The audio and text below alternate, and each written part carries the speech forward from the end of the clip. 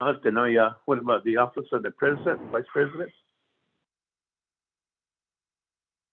Good morning, Mr. Chair. This is Leonard Sosi with OPVP office. Good morning, Shananta. Thank you for calling in. Any other staff members from the office of president, vice president?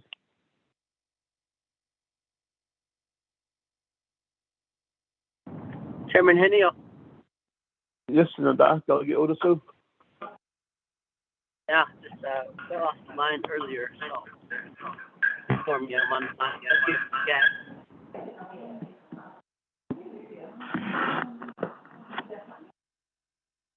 Yeah, good morning, Shananta.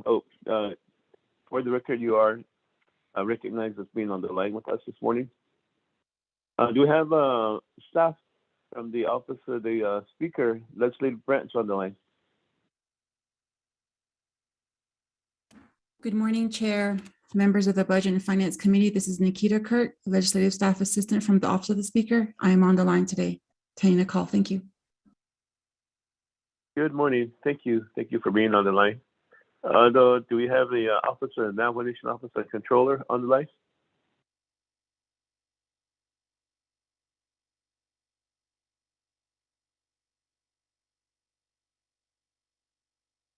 The Navajo Nation Office of the Controller.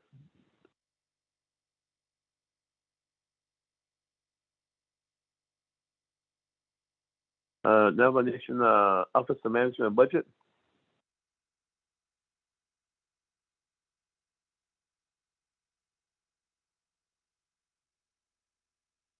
Mr. Dominic Bial, Office of Management and Budget.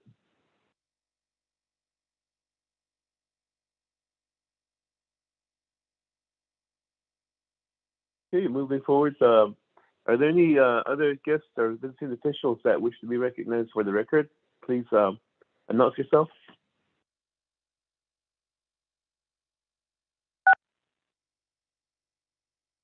Morning, Chair Henio and others. This is Bo Burgraff with RVK. Good morning, Bo. Good morning. My name is Glenda Yazzie, and I'm the Vice President from Whitecomb Chapter. I'm on the line too. Thank you, and happy Thanksgiving.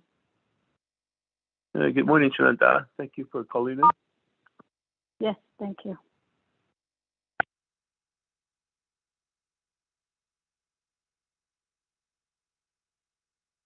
With that, let's move forward to our proposed agenda. Peggy, if you read the agenda into the record for us, please. Thank you, Chair and members of the Budget and Finance Committee. I'm hoping that you can hear me.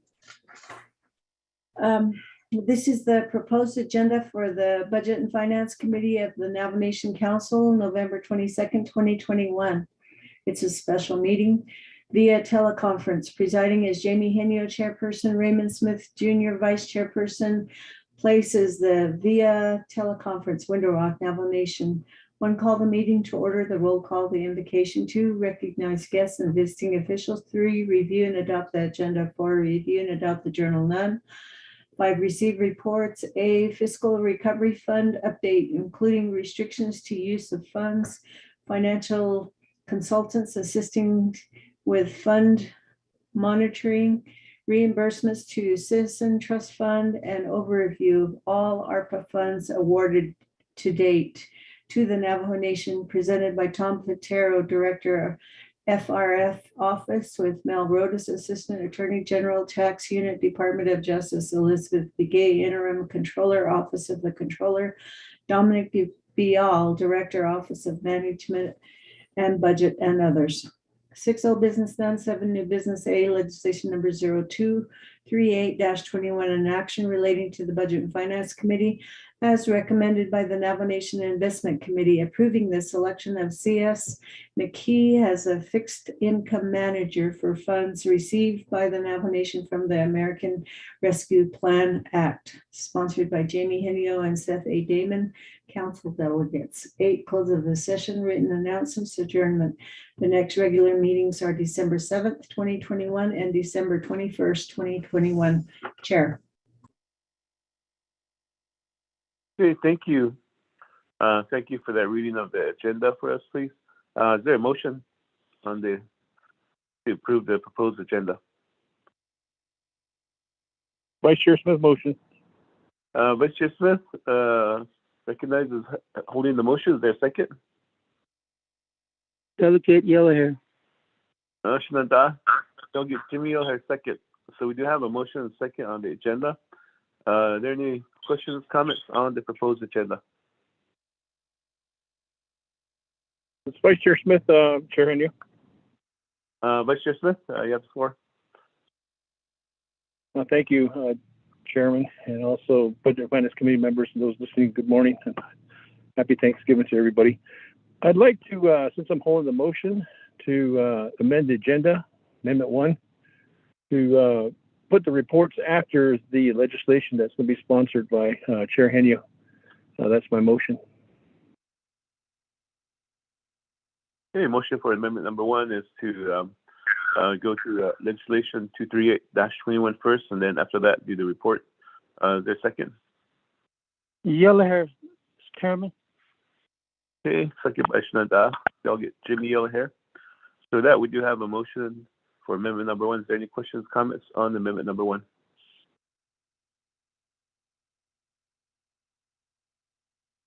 Tenoya, call for the question on amendment number 1 to move to legislation 238-21 first, and then after that, do the report. Ramona, roll call vote. Sure, roll call vote for the amendment number 1. Honorable Raymond Smith Jr., how do you vote? Green. Thank you. Honorable Raymond Smith Jr. votes green. Honorable Jimmy Yellowhair, how do you vote?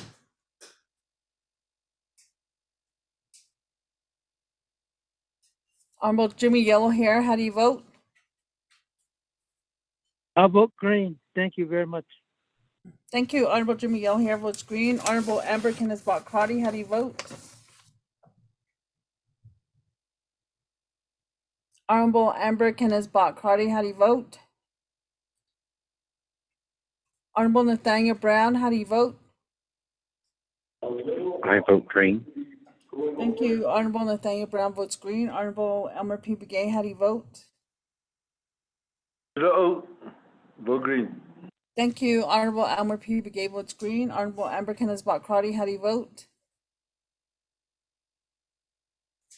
Chairman, we have 4 members voting in the affirmative, 0 opposing, chairman not voting, and 1 member. This is Delegate Crotty. I vote green. I apologize. Thank you. Thank you. Honorable Amber Kenneth-Bott-Crotty votes green.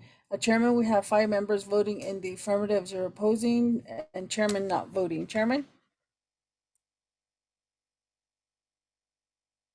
Okay, thank you for that roll call vote. Amendment number 1 has due pass.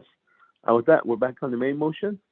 Any further questions, comments on the main motion?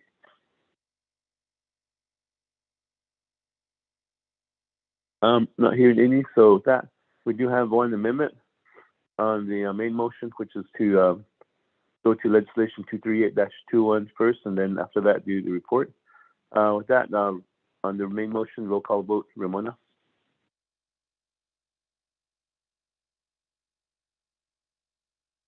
Yes, Chairman, roll call vote on the main motion. Honorable Raymond Smith Jr., how do you vote?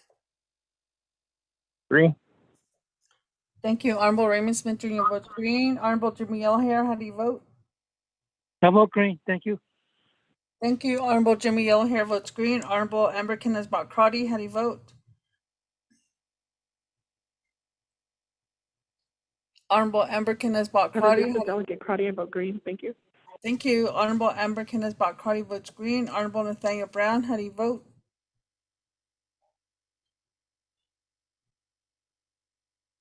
Green.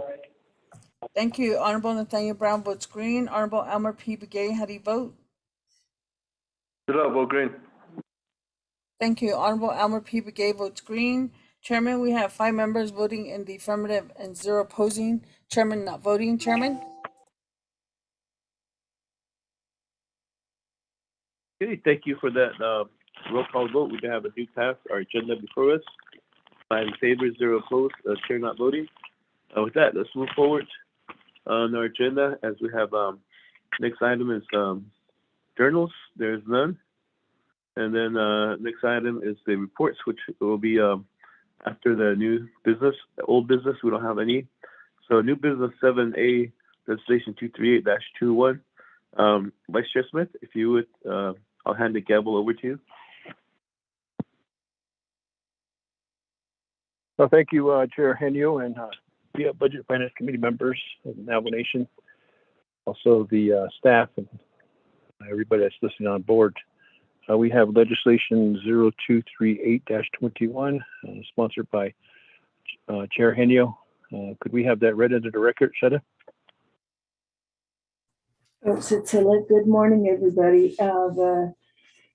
This is a proposed Navajo Nation Standing Committee resolution. Budget and Finance Committee has final authority. 24th Navajo Nation Council, third year 2021, introduced by Jamie Henio and co-sponsored by Seth Damon. Primary sponsors, tracking number 0238-21, an action relating to the Budget and Finance Committee as recommended by the Navajo Nation Investment Committee, approving the selection of C.S. McKee as a fixed income manager for funds received by the Navajo Nation from the American Rescue Plan Act. And so there are exhibits that are attached to this legislation, which includes the Investment Committee resolution and also the contract with McKee, C.S. McKee. Also, the Department of Justice 164 review of the documents, and then the Legislative Council memo, and there were no comments from the Internet public review. Vice Chair. Thank you for that reading, Shetta. Committee members, motion? Yellow hair motion. Honorable Yellow Hair motion, second. Delegate Begay. Honorable Elmer Begay, seconds. Chair Henio, you have the floor, 20 minutes. I don't know who your agents are, but we'll go ahead and turn this over to you. It's went through the Investment Committee. I know that you and Honorable Jimmy Yellowhair are both on the Investment Committee, so enlighten us, and I'm sure there'll be questions.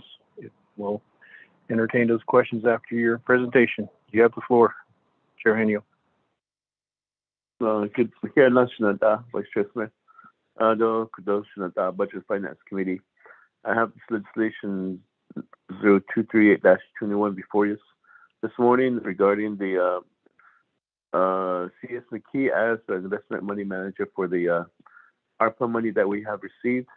As we all know through previous reports that right now the money is just sitting in a Wells Fargo account, earning a minimal daily interest.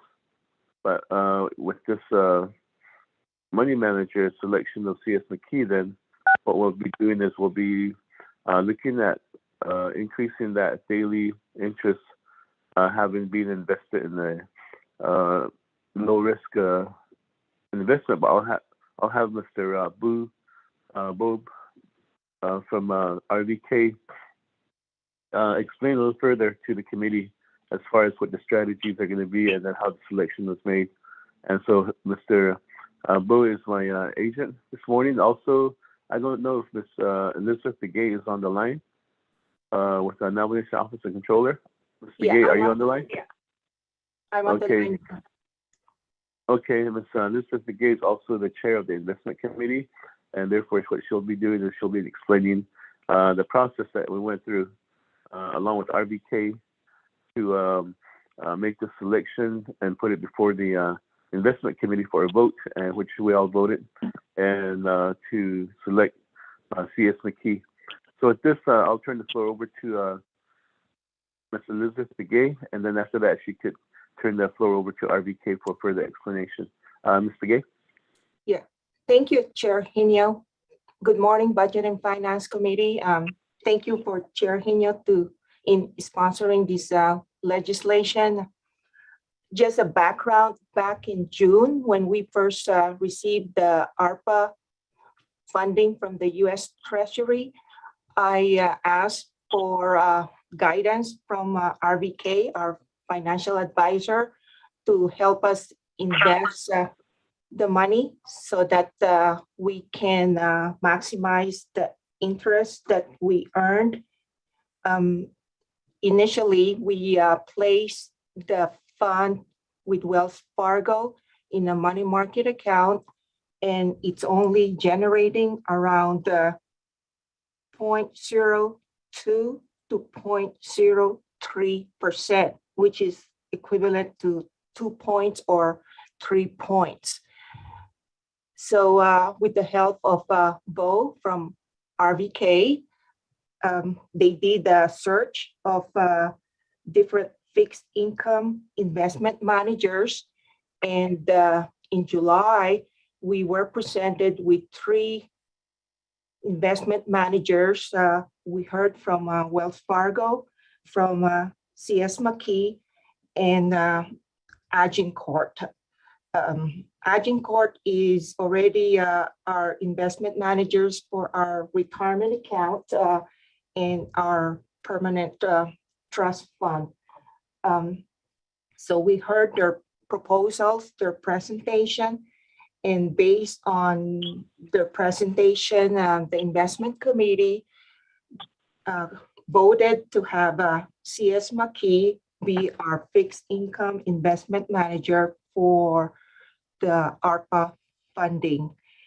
And just a background, CS McKee is offering a 0.09% or 9 points.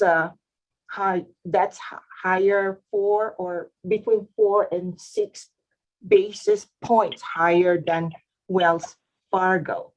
So if we can compute that, if we put initial investment of 900 million with the CS McKee at 0.09% or 9 points, it will generate around 360,000 to 540,000 more in investment income than Wells Fargo.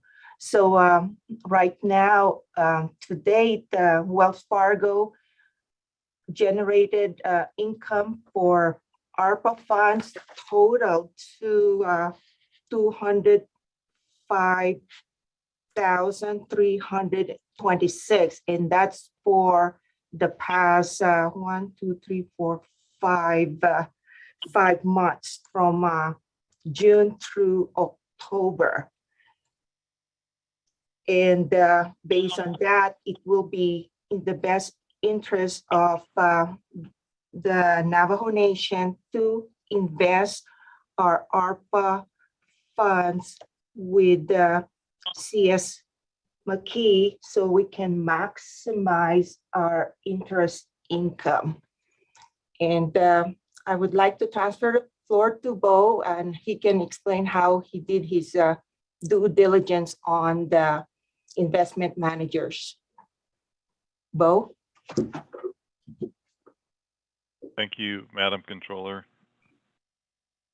So just as background, RVK, when they recommend or put managers on searches for our clients, our process involves not only a pretty intensive view of the history of the firms and the resources available to serve clients, that being the portfolio management teams, their experience and their track records.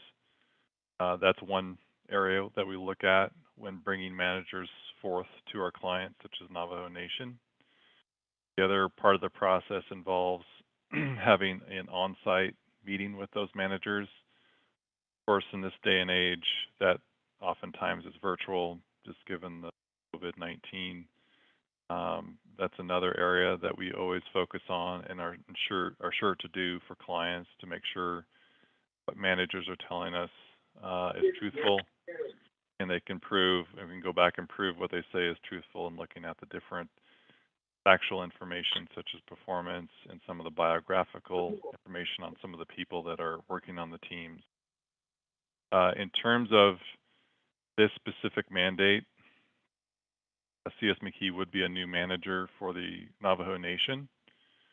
They have a background in actually managing these more conservative government-issued security mandates such as this. It's actually one of their keystones to their firm's success.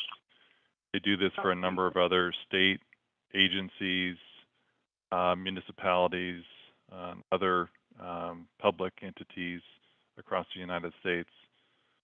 So including Navajo Nation in this, they have a good background. They have been successful over the past several years in generating better returns with more diversified holdings that are both government issued or in some ways insured by government agencies on their issuance.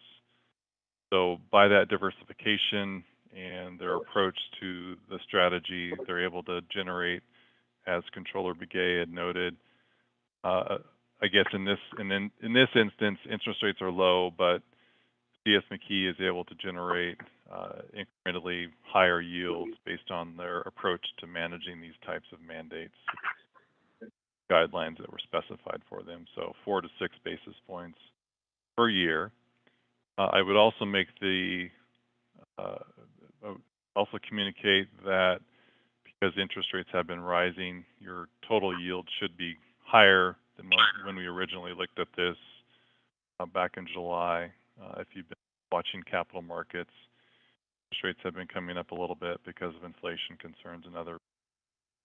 I'll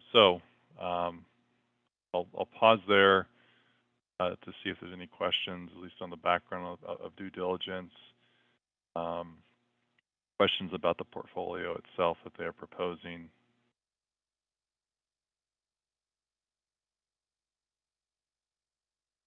Yeah. Thank you, Chair Hinio.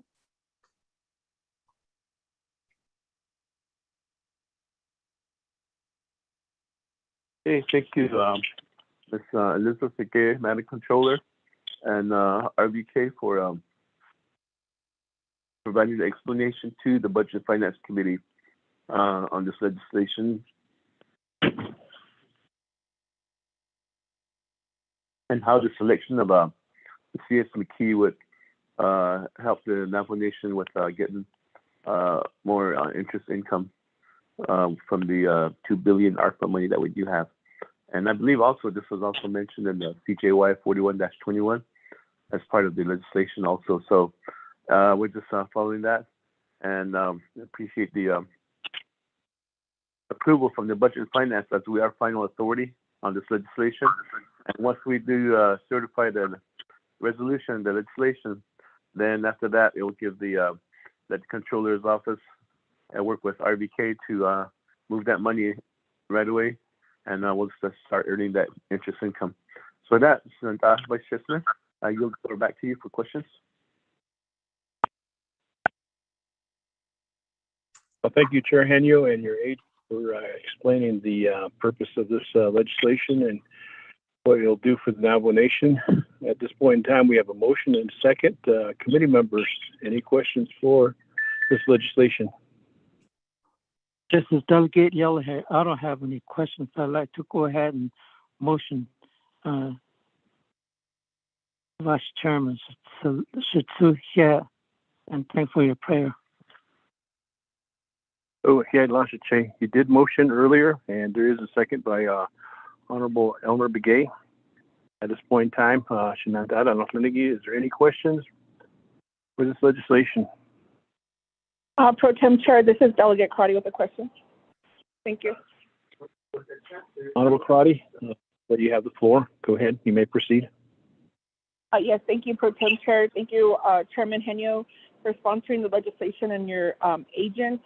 I'd like to ask, or in terms of the legislation, where would we get in terms of moving the funding to a conservative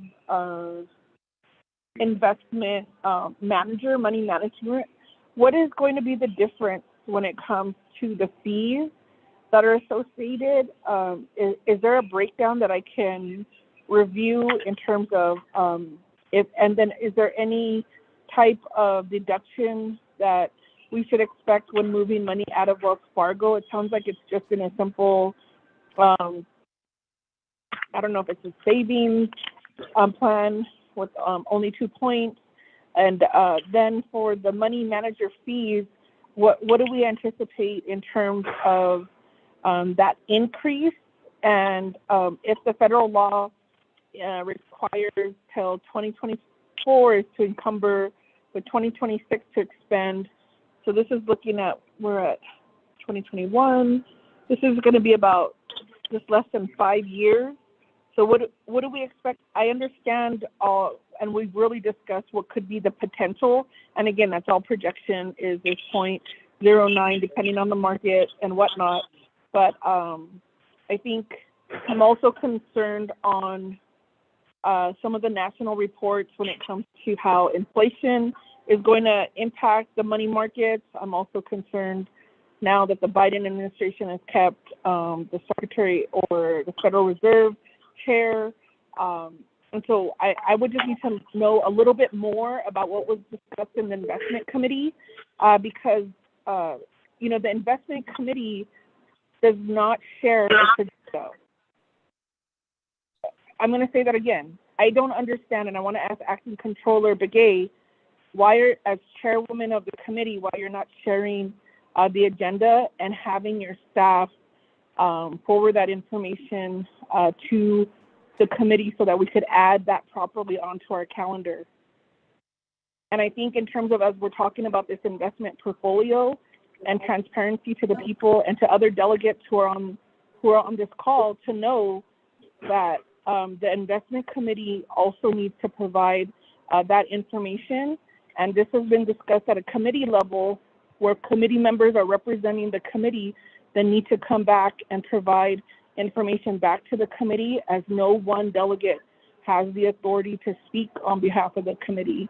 And I think that's my concern here. And we've expressed that not only at the committee level, we've said that at investment committees, and I then would be, in terms of the investment manager, then maybe they should just report directly to Budget and Finance Committee or to Navajo Council if we cannot get that information, especially as we are responsible for managing billions of dollars. And the critique has always been from the community as we invest in other communities like New York and whatnot, and how we'll talk about it at the annual report. We need to have that same type of commitment to our people so that they know exactly what's happening and what's happening in this investment committee, because we've had to deal with Remington and we've had to deal with other things that are just completely unacceptable. Thank you, Pro Tem. If I could get that answered, I'd like to know the page of the legislation that I could defer to. I'd appreciate that. Thank you. Honorable Karate. Committee members, any other questions pertaining to this legislation? Vice Chair, this is Delegate Brown. This is Delegate Begay too. Good morning, Honorable Brown. I'll recognize you, then after Honorable Brown, I'll turn the floor over to Honorable Elmer Begay. You have the floor, Honorable Brown. Ayate, Vice Chair, Ado, Sunanta, Peter, Peso, Ichete, Sinigi, Pespanto, Anat Ligi, Yate, Pena, Ado, Shehekwegi, Tohote, Zinigi. What I'm interested in is, my first question is, why is it that this, we're only concentrating on one company for this investment? I would be more comfortable if we were to dig deeper and provide other companies to a legislation that singles out one company makes me very nervous. I feel like this with our current money managers, which I would like to bring up at the end of this month at our investment meeting, or our meeting the end of this month. But I feel like we are not really listening and getting the best company to help us. I met with Bank of America and I listened to their proposal on this investment and especially the interest. And as being that I'm not a banker, I think there's a lot of education that needs to happen. And I wasn't aware that this legislation was going to be on the agenda. I thought it was just going to be a work session to discuss it. I'm open to listen to the presentation. I do have a lot of questions, and I think what I would like is if I do not support this legislation the way it is written at this time. I would like to put it back out and invite other banks to do presentations. I feel like what we as delegates are accused of if we are just supporting one organization, in this case, this involves over $2 billion of our people's money. It's a lot of money to just entrust it to one company only, and that's what this legislation says. I know that there are a lot of other banks out there. We need to be competitive. We need to have so that would be my first question, why the only bank? And if not, I would like to table this legislation, but first I want to hear the other questions. So thank you.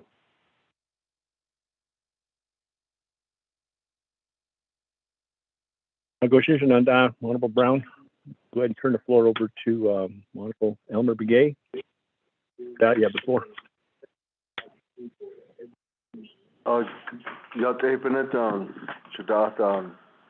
Vice Chair Smith, other members of the Budget and Finance Committee, other people that are on the line.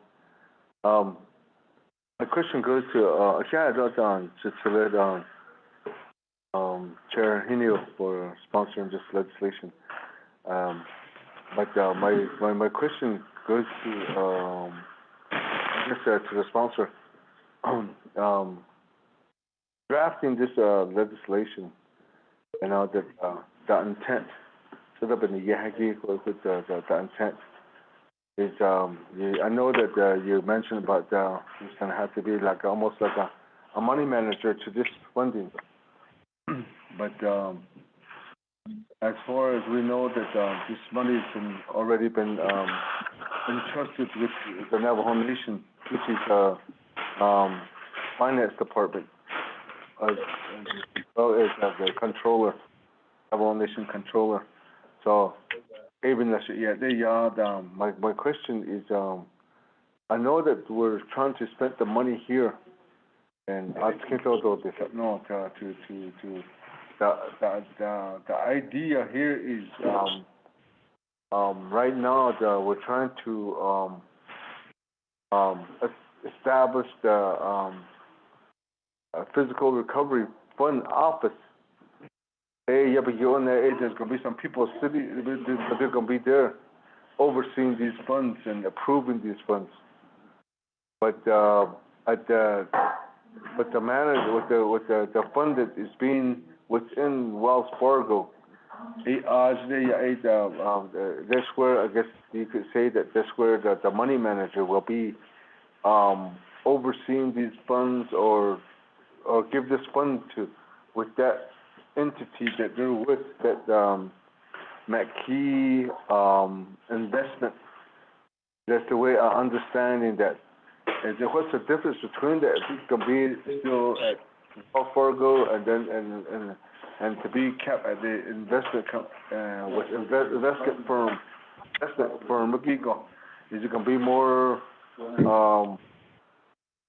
like a more investment to invest into that fund issue with that? So the reason why I'm here is that we want to spend that money. How can we spend that money as soon as possible? Is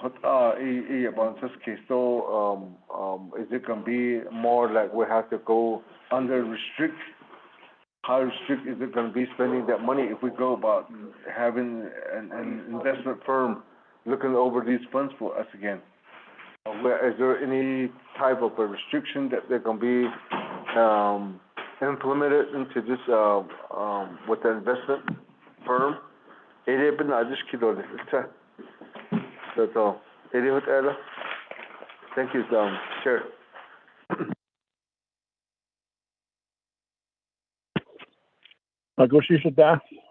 Committee members, any other questions? I'm not hearing any questions. Back to you, Chair Henio. It was 3 delegates that were on asking various questions. So turn the floor over to you, Chair Henio. Vice Chair Smith, Aldo Sunanta, Budget and Finance Committee members, Kodon Daidi Kidigi. Just one thing that we have to understand is that the difference between a bank and money managers. Right now, as we currently speak, the money is sitting in an account at Wells Fargo, earning minimal daily interest, like I said. And this has been reported to us. I believe it's like $1,500 a day that we're just receiving on the $2 billion account. And so when we do go this route to do work with a money manager, do the investment, the return would be a whole lot better is the intent right now. And so we want to make that money work for us while the money sits there.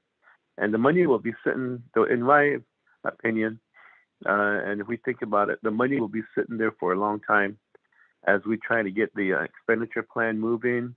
And then once we get the expenditure plan approved through council and president, it'll take time for the projects to start moving to where the money will start being drawn. They'll be drawn down every time a project starts moving up. And so the way I see it, the restrictions won't be that high. It'll be drawn down, but I'll have Ms. Elizabeth DeGay, our controller, explain it further. And then also the question, maybe Mr. RBK can explain the difference between the bank and the money manager. And so I'll have them do that explanation on the difference. At the same time, the question about the due diligence and how RBK and the controller's office went and looked at, I believe it was 2 or 3 managers. And then after that, they recommended one manager after doing all the due diligence and background checks. So I'll hand the floor back over to Ms. Begay, and then maybe after that to RBK. Ms. Begay, our Madam Controller.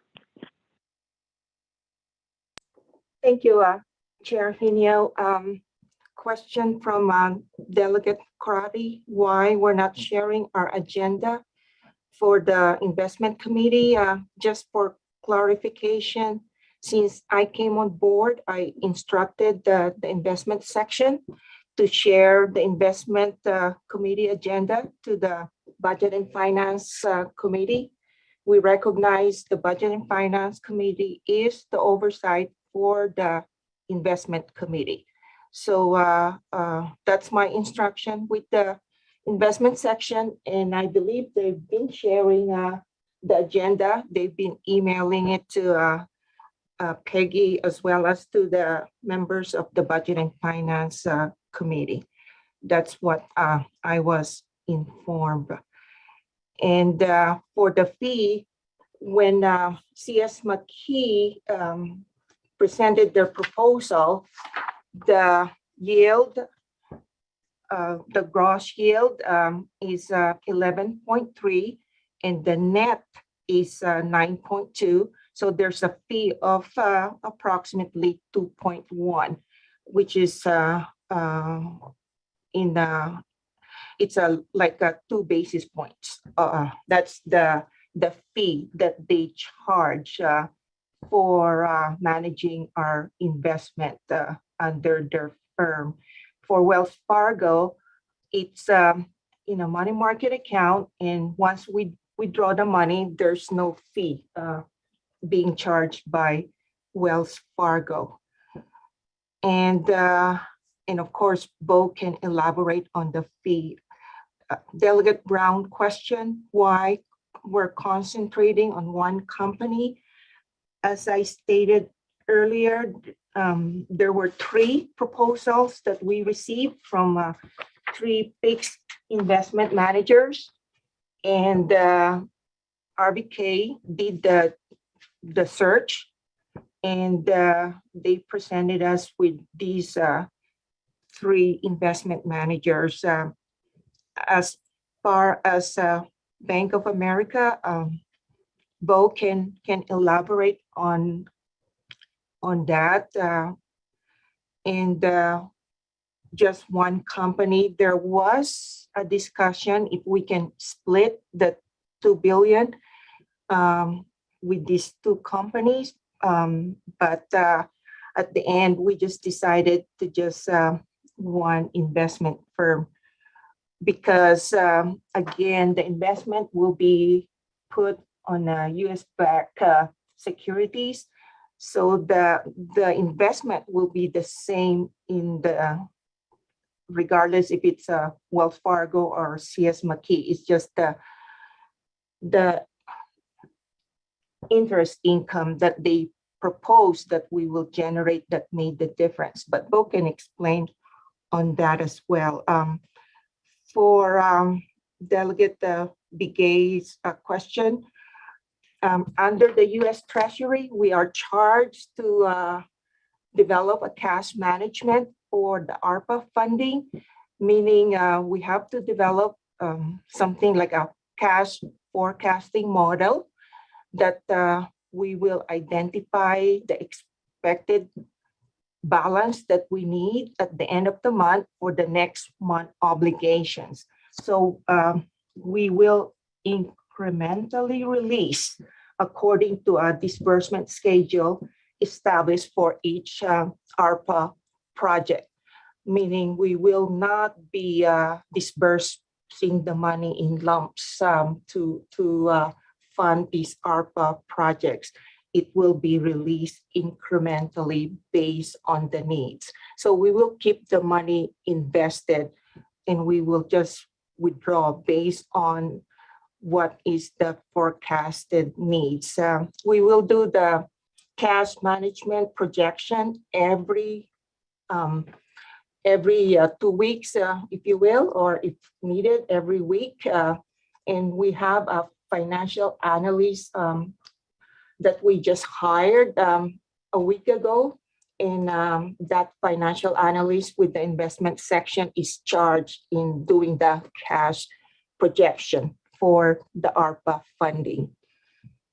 And Bo, do you want to elaborate on the fee and the company, why we selected CS McKee? Yeah. So on the fee, I think, Madam Controller, you noted it is 2 basis points. It is a small fee. That was an important consideration when we narrowed down the field of investment managers, because yields are so low in the short-term securities like this.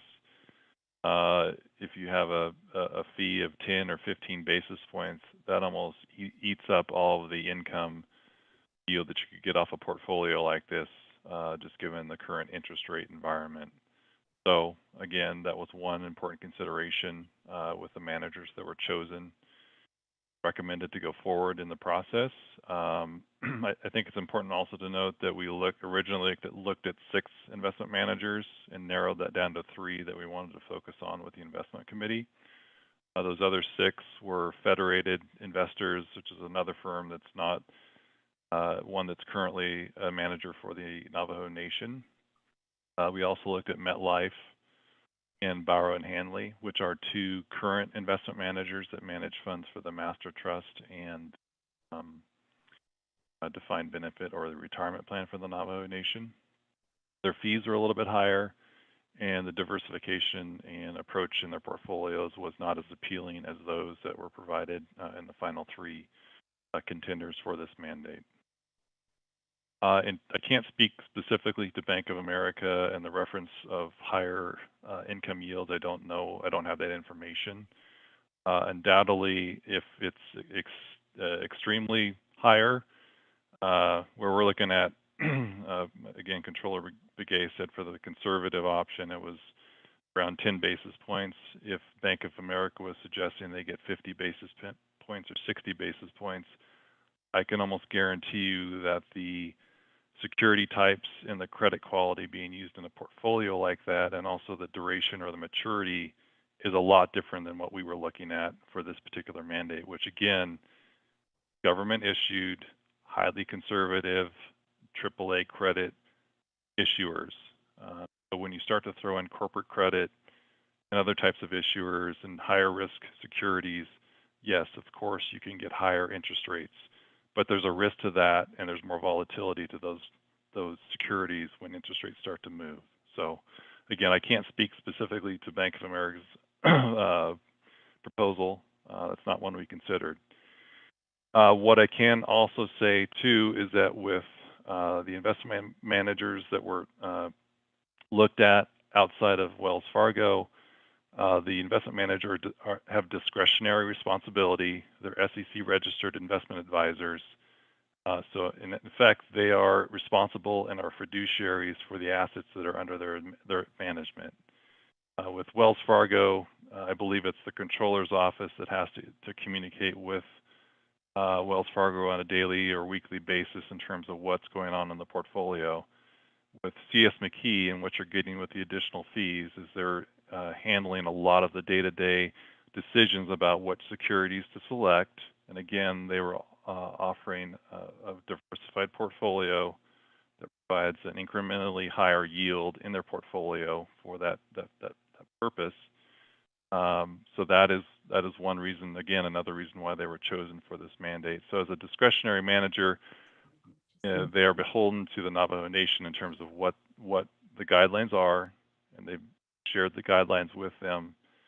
And also, there's no restrictions on the assets in any way. So anytime a project needs to get funded or money needs to get taken from CS McKee, it's simply a communication or a direction letter from the controller's office to CS McKee to have money wired, have assets sold, and money wired on a specific date for whatever project that may be undergoing on the Navajo Nation.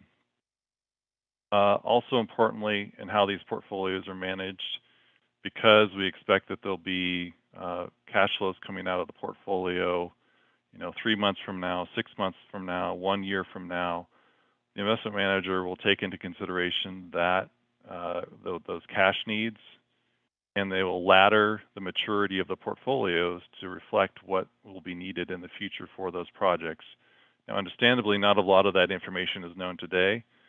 So going into this, it's likely that we'll keep a very conservative, low duration or short maturity to this portfolio to begin with. And then once projects are known or better known, once cash flows are known for the projects that are in the future, then they can extend the maturity and try to seek out a little bit higher yield with some longer maturity securities that fall within that 3 to 5 year time period.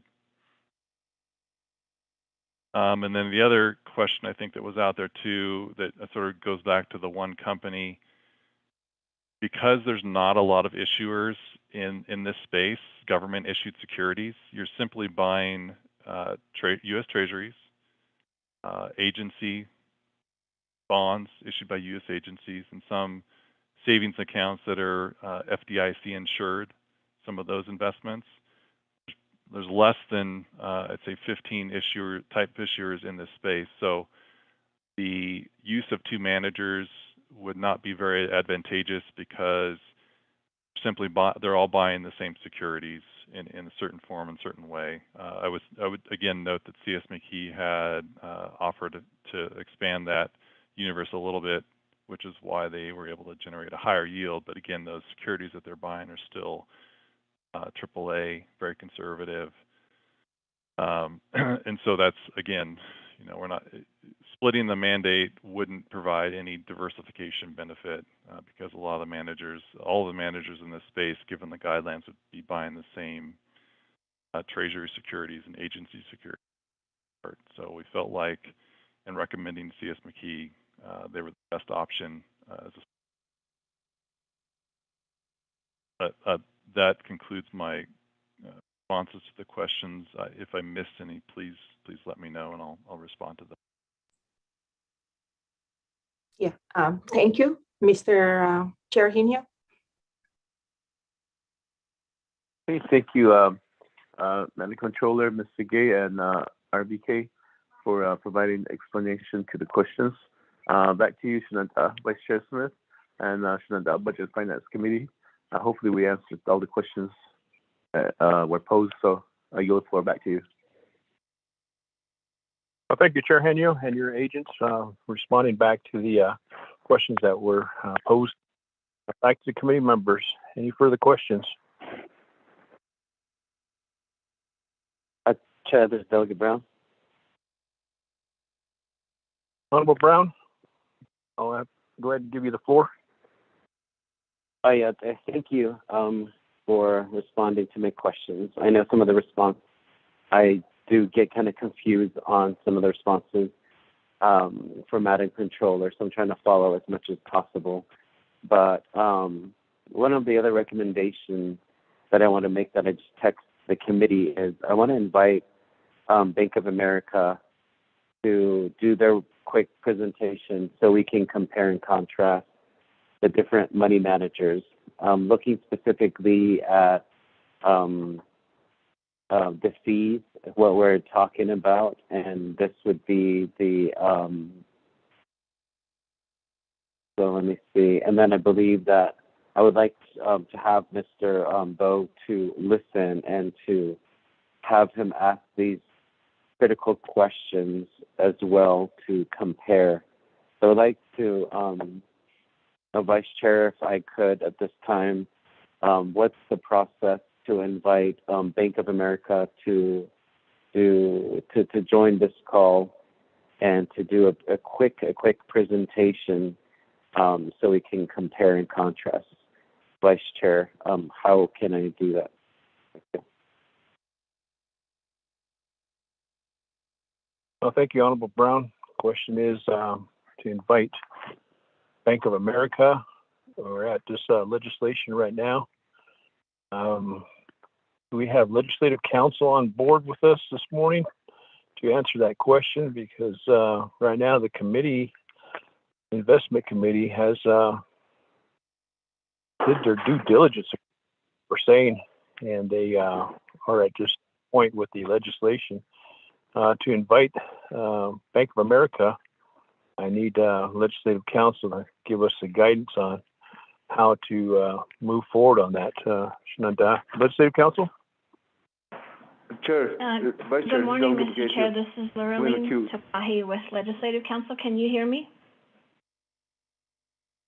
Yes, I can hear. You guys are walking all over each other. I heard Honorable Elmer Begay and Legislative Council. Honorable Elmer Begay, do you have a question?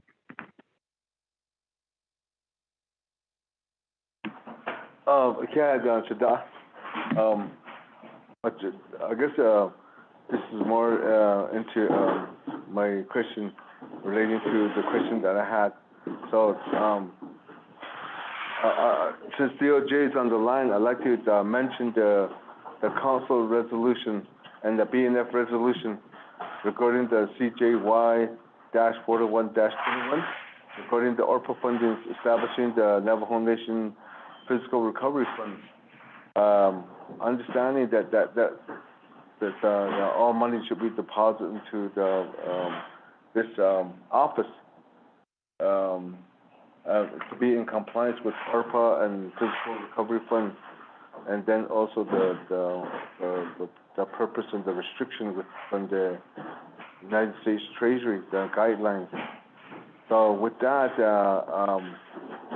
how would this money manager from McKee would be dealing with the putting money reimbursed back into citizen funds?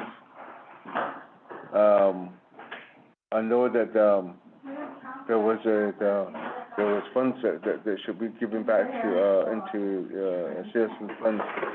So I was wondering how is it going to be a problem for that, or obviously, I'm sorry about this case here. So maybe they could regarding the legislation or the resolution, the CJ 4121, okay, about this case because that all that money should be deposited into that office. Hey, and how they can be working with that? How they sorry about this case here. Can maybe elaborate more on it, how the relationship is going to be, and how it's going to be the disbursing funds from there. Thank you. At this point in time, I'll go ahead and hold off on that question for now, and we'll go ahead to go with what Honorable Nathaniel Brown is asking. Legislative Council, and then I'll turn the floor over to Chair Henio for the question that you posed there, Honorable Elmer Begay. Legislative Council. Thank you, Mr. Chair. I think I need to defer to DOJ on that because they've done all the legal research and all the determinations as to what is eligible as far as reimbursements for reimbursing Navajo Nation expenditures with ARPA funds. So I need to defer to DOJ. I don't know if DOJ is on the line, but I think the best person to answer that question would be Mel Rodas. Okay, Legislative Council. Mel, are you on board with us, the Department of Justice? Good morning, Mr. Vice Chair. This is Mel. I'm here. Good morning, Mel, Department of Justice. Question was posed by Honorable Begay. Honorable Brown, rather. You have the floor. Thank you, sir. I think that if I understood correctly, Honorable Brown was asking what would the process be, or what would Office of Legislative Counsel advise in terms of getting a presentation or report by Bank of America so that Budget and Finance Committee could compare Bank of America's presentation to CS McKee and what CS McKee has to offer. I think that one option could be to table the legislation. As Chair Henio indicated, the nation is losing a significant amount of money every day in keeping the money invested in a money market. But that obviously is not a legal issue. That would be a question for the honorable delegates to decide about, whether it made sense to table the legislation or not. In terms of responding to Honorable Begay's question, he asked about CS 4121 and the immediate allocations of FRF to reimburse the Sahasin Fund and to pay for defunded CARES projects. So my understanding is that the reimbursement of the Sahasin funds, though that funding, that FRF funding would not go into the funds that the investment manager, CS McKee, would be managing, because that would go to the Sahasin Fund. Maybe Controller Begay could correct me if I'm wrong about that. In terms of the defunded CARES projects that would be utilizing FRF funding, Controller Begay had already indicated that OOC won't be making any lump sum disbursements to NTUA or other recipients of FRF funding for the defunded CARES projects, or for the new FRF projects for that matter. The disbursements will be based on a disbursement schedule and drawn down based on projected need and achievement of milestones in the construction schedule. So that money will be taken out incrementally. And as Mr. Burgraff indicated, we just have to, the nation just has to inform CS McKee of what funding is needed when, and that can, the nation can have access to that funding. Thank you, Mr. Vice Chair. Well, thank you, Mr. Melrodas, for that response and answer. Back to committee members. Any further questions on behalf of this legislation? Vice Chair Smith, this is Chair Henio. Chair Henio, I'll go ahead and recognize you since you're the sponsor. Go ahead, you have the floor. Okay, Vice Chair Smith, Budget and Finance Committee. Just a question as far as reimbursing the citizen funded projects using ARPA money, is that it would have to go through the expenditure plan process. And so I believe there is a work session with NABKIA that's being scheduled by Speaker Damon for 2 days, and that's where we'll see the legislation that's currently being drafted by the Office of Legislative Counsel. And in that legislation will be the expenditure plan. And this is where the reimbursement will be noted in the expenditure plan. And once it's approved by council and signed by president, then that's when it'll authorize the controller to reimburse citizen. And that's a process that I see will be taken up. It just can't be automatically taken out by the controller. It has to go through an expenditure plan process, which the council would have to approve and sign by president. And then the FRF office, all the money won't be deposited won't be given to the FRF office. I believe with the legislation, CJY 4121, only 10% was taken out to fund the FRF office under the Office of the President and Vice President. So hopefully, Shananta, Budget and Finance Committee, that we understand that the money cannot be expended without an expenditure plan. So Vice Chair Smith, hopefully that adds a little more explanation too. Thank you. Thank you for that, Chair Henio.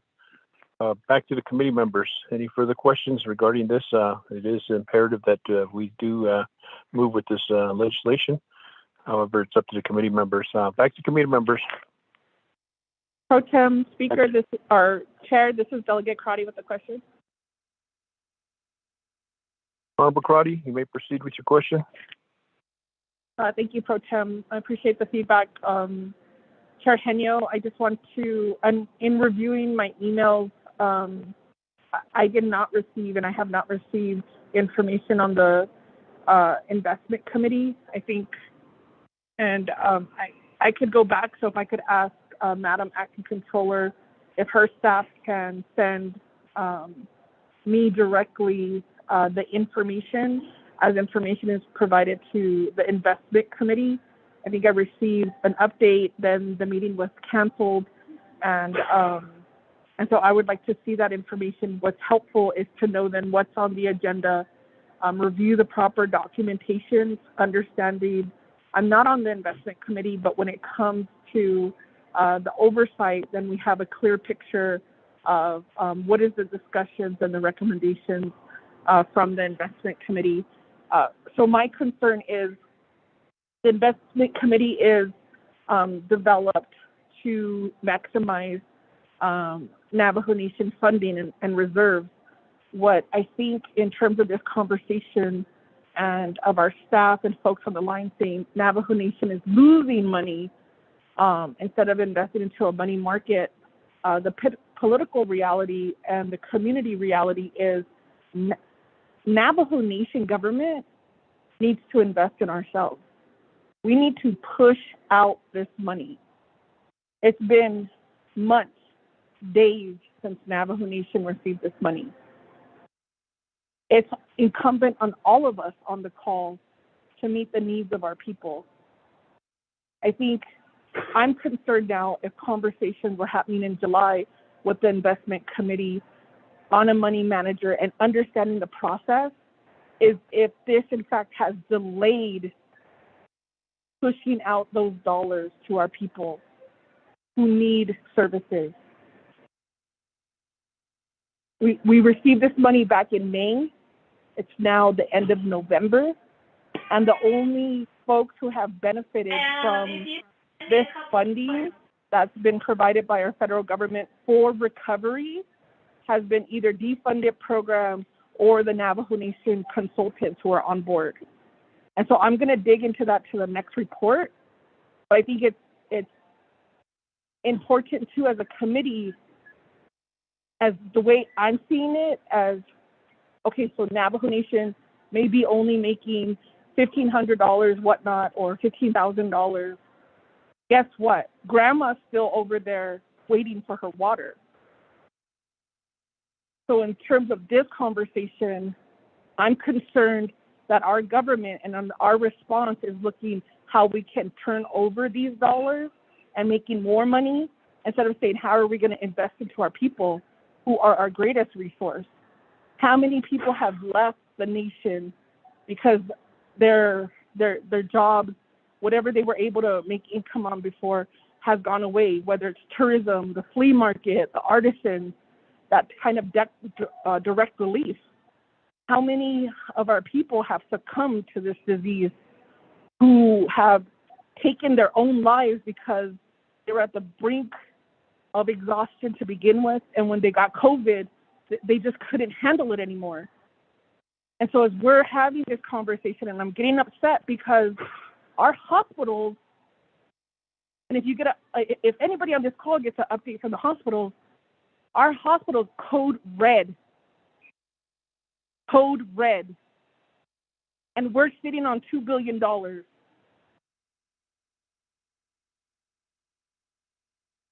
If you have to go to Northern Medical and have to be flown out to save your life, this weekend you were on a waiting list of 63 to get into an Albuquerque medical facility.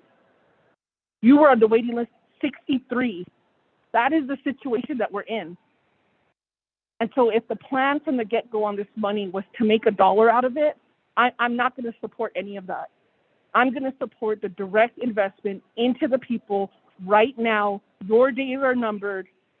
I don't want any money going into a money market. It makes financial sense only when the people are not suffering, only when we're not in an emergency situation. We need to put fire under our feet, get this money out, deploy the money, help our people, and do what we all in our oath. So that takes away, and I'm talking to committee members and to delegates on the line. You know what you have heard from your communities. You know what you have seen. And what I would say at this point, and where I'm going to stand on this legislation, and I understand why we're at this point, but I'm going to stand firm and say I'm only going to support stuff to push out this money to directly relieve the people. The people deserve that. I'm not going to pay another money manager. I'm not going to direct that money to do that. I'm going to push out this money with every political power that I have. We have legislation that hasn't even been dropped to help our people. We've only heard about it. Leadership meetings coming together while our people are suffering. Numbers are going up. We're going to hit winter, and we're still here talking about it. If we collected grandmas in our communities and had them make decisions, they would all push us in the direction to help their people. Help your people. Help your families. So I read over the contract. It makes sense only if this money wasn't, the origins of this money is to provide relief. It's to provide direct relief. And that's what we need to do as a council, in my opinion, and what I've heard from my community members. They want the council to take action to push out that money. They want the president and the vice president to execute and push out that money, and they want to see leadership make their lives better as they're suffering. And as people were begging for money, for food, for resources, here we are talking about $2 billion. Push it out. And that's where I stand. And it's not because of a certain delegate, of a certain committee. It's where I stand as a delegate to say, I talked to Grandma in the parking lot, in the grocery store. She lost her son. That's the son who would take care of her animals, take care of her. She's lost now. She doesn't know what to do. And there's no system in place to help her. One food box is not going to make it. We need to invest in a systematic approach that will help our people. What is going to happen? And that falls on us here on November 20, whatever day of the week it is. And that's where I stand. We have to push it. And as a committee, push it. Let's push it out. We have that authority. We have delegates who want to do that. We're paying millions of dollars to consultants who at the end of the day will never know what it feels like to hug Grandma and to touch her tears on your cheek when she's so desperate. And that's all I'm going to say about this legislation. Thank you, Pro Tem.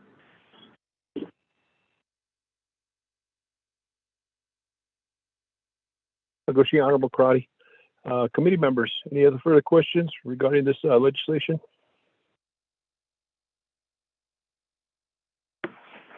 Hello, this is Delegate Brown.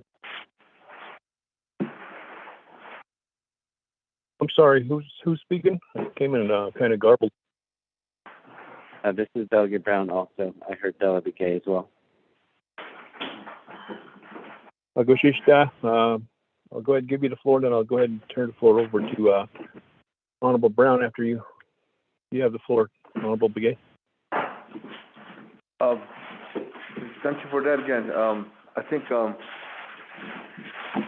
that's one of the reasons why I was asking them regarding the expenditure plan, according to how the CARES funding that were defunded. How are they going to do that first? I don't know if the money will be available.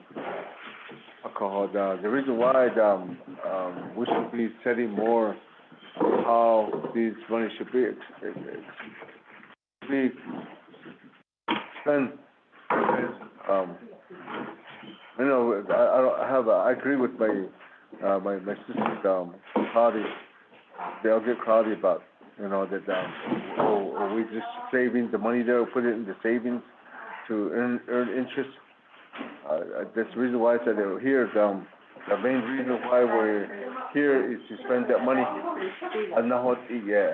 So I think we need to start doing that. The reason why is that right now, all my chapters, they finally beginning to receive their FY22 budget, just because of they wanted to do a review, and there was nothing that they came up with, and it's just that so right now they're still waiting, trying to spend the money. The others they haven't received any money yet. So we need to start spending this money, not just put it in the savings to earn interest.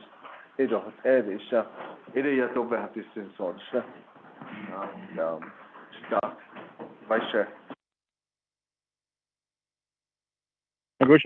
Honorable Brown, you have the floor. Ayat Ehnana, Shamanta, Ado Peggy, Dave Sabe, the Natit Ahi, Bikay Kigi, Ado. I do agree with the Makana Delegate Crowdy. We do need to get assistance and help to our Navajo people as soon as possible. With that, I think if council and this committee, Budget and Finance Committee, can turn around with our legal counsel a way that we can use some of these funds to get the our people who are in the state of emergency. I know for myself when I get phone calls from my constituents, I have people who have lost their job to because of this pandemic, and I know that I have our people who have their legs been amputated because of COVID and the complications. I know some of our people who left their work because since they've gotten COVID or the vaccine, they have vertigo and they cannot stand for long periods of time. They have to sit regularly. And the list goes on and on and on. And that's why these funds were created. With that thought, I know that when I briefly met with Bank of America, they also have a plan where these fundings can be drawn immediately while the rest of the funds are still invested and we are still, it's earning interest. And I think in this committee, which is the Budget and Finance Committee, what we're tasked for is what is in the best interest of our Navajo people's money. Our committee's job, that I understand, is we are making sure that we have the proper due diligence. I understand the investment committee did meet, and I have not attended recently any of their meetings, specifically on this legislation and on the, what do they call them, looking at the legislation, CS McGee. I'm sure they're wonderful, but I still feel comfortable listening to, also, I would like to hear from Bank of America. But earlier, I'm going back and listening to Chair Henio. I think he did say there's still some work that needed to be done, and it will be attached during the Nabikiat committee. But right now, let me make a recommendation to hear from. I'm interested to hear from Bank of America. So I want to make to the committee. I would like to ask if we can hear from Bank of America. Maybe give them a few minutes and listen to them. And also the part that now that Delegate Crotty brought up is to quickly have access for our people who would need funds for to maintain their household, to help our people immediately. And again, that is right. That this is why ARPA funds, the American Rescue Plan, was given to the Navajo Nation, and now it's sitting there while our people are suffering. This past weekend, I did meet with in Utah, San Juan County. It was really, and this is where I know delegates we're all very busy, right? But I know that we hear these what our people are going through. But I think when I listened to our people this past Saturday, I had to step out of the room. I just got a big lump in my throat. This young lady, with the domestic violence that she was going through, it was unimaginable to me.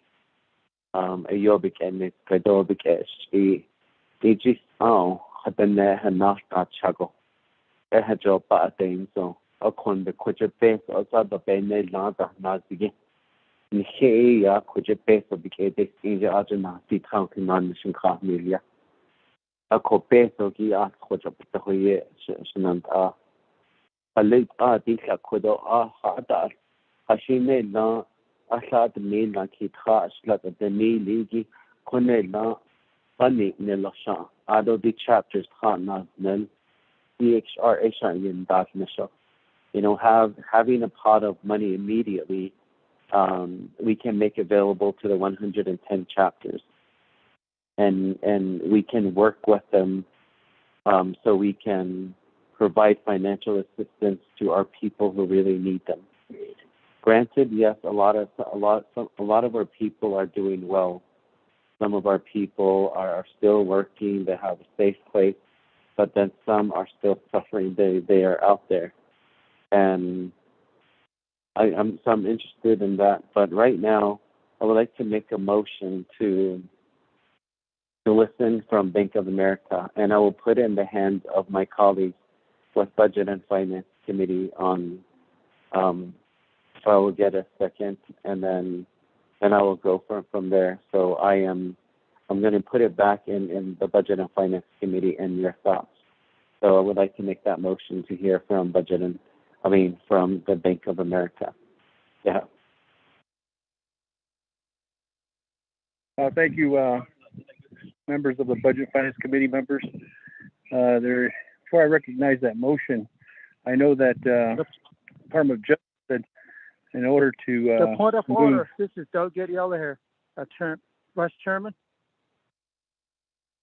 Point of order recognized by Honorable Jimmy Yellowhair. What's your point of order? Okay, my point of order is my Senator Honorable Nate Brown request for the Bank of America comparison indicator of data.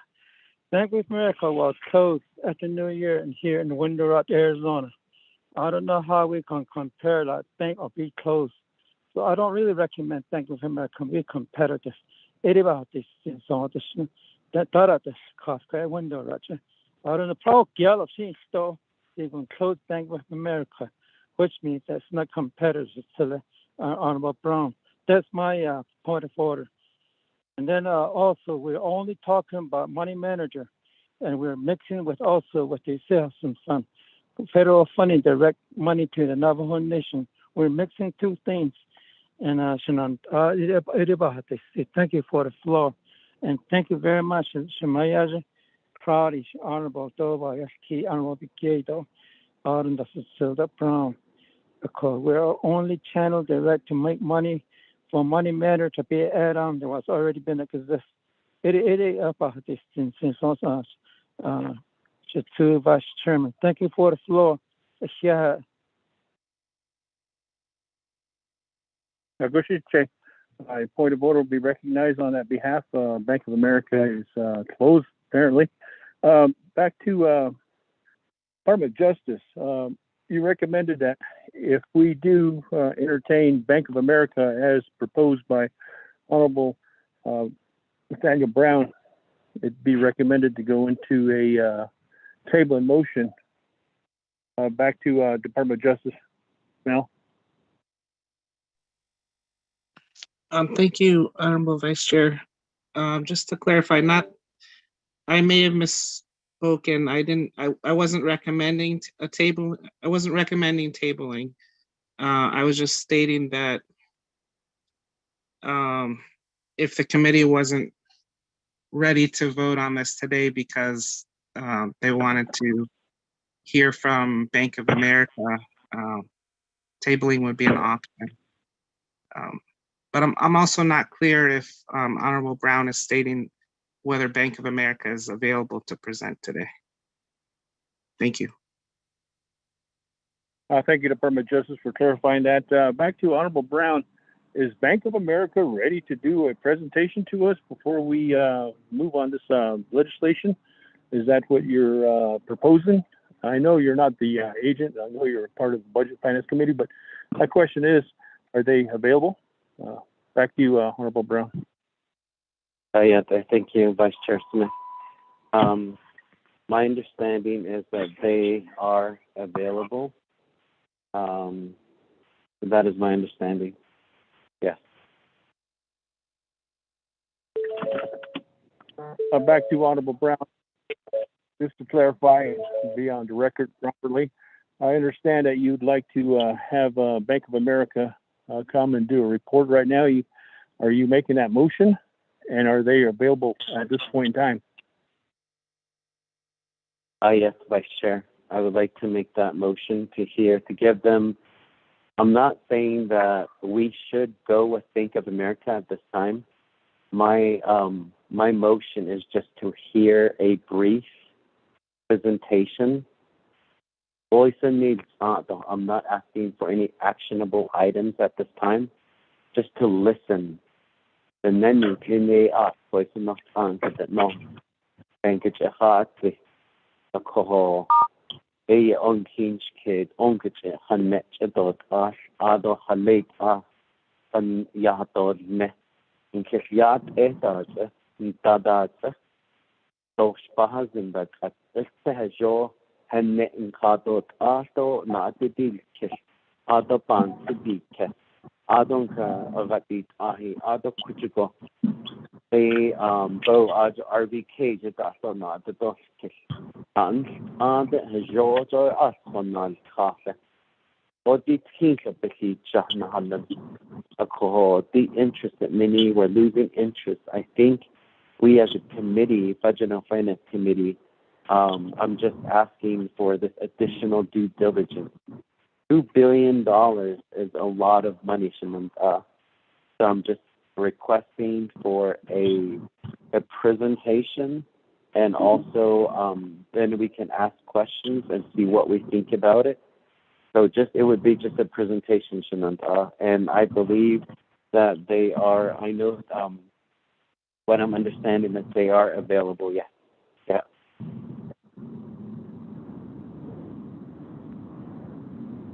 Shananta, Ela, Night Kito, the Ado Fiscal, Aleta Handa, Ado, Budget and Finance Committee, Ado, Tasunisa, Okobe Ado.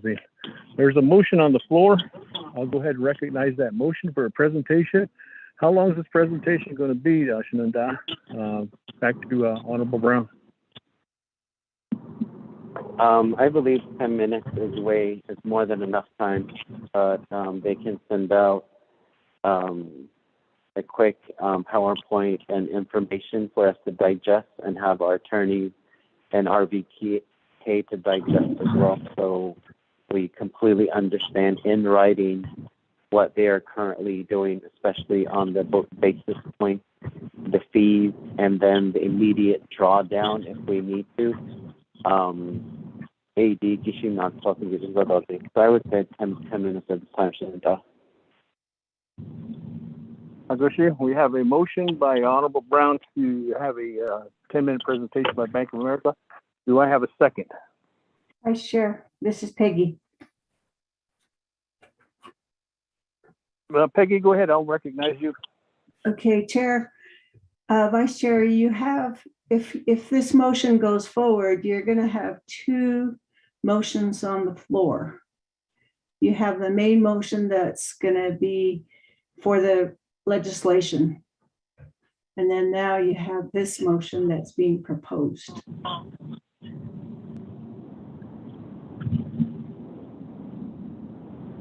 Thank you, Shada. So can't have two motions on the floor at the same time. So at this point in time, thank you, Peggy, for advising that. You cannot recognize the motion on that. I think that's why we were kind of looking at the other avenue. Shananda, Honorable Brown.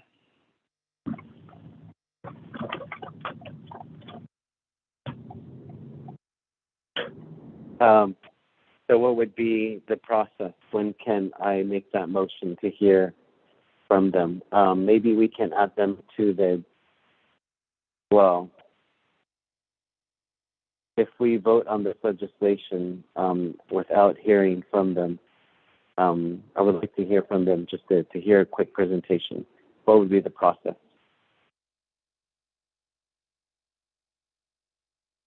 Legislative Council, you're going to have to chime in here. What's the process on behalf of, we got a motion here, and Honorable Brown would like to hear Bank of America, but we can't entertain two motions at the same time. So he's asking, how could this be addressed? Legislative Council.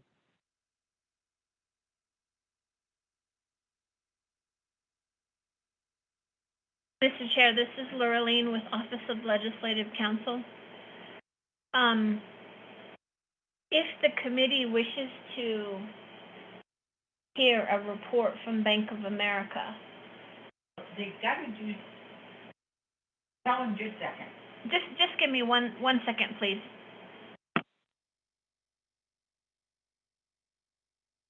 Chair, this is Delegate Brown.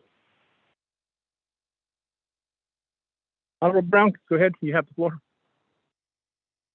Yeah, my understanding is that this legislation will be going to, so we are the final authority on this legislation. It's not going to Navigate Council, correct?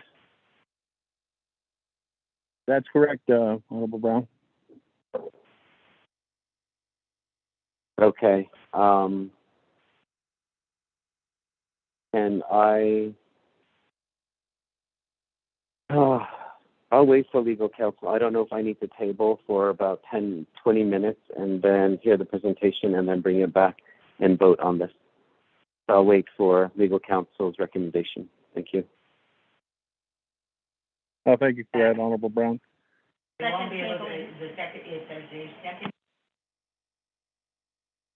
Mr. Chair, this is Lurleen. Are you able to hear me? Yes, can hear you. Go ahead. You have the floor. Okay, thank you. Apologize for that little delay there. I would recommend that if the committee wishes to hear the Bank of America presentation, that the open motion for the legislation be withdrawn and a motion for tabling be entertained. But the committee should understand that if the legislation is tabled today, and then the tabling would allow the report to be done from Bank of America. The second time the committee takes up the legislation, if the committee tables it twice, then the legislation would die at that point. So the committee would be more limited at the second time once it takes the legislation up from tabling, maybe next week or whenever the committee meets again.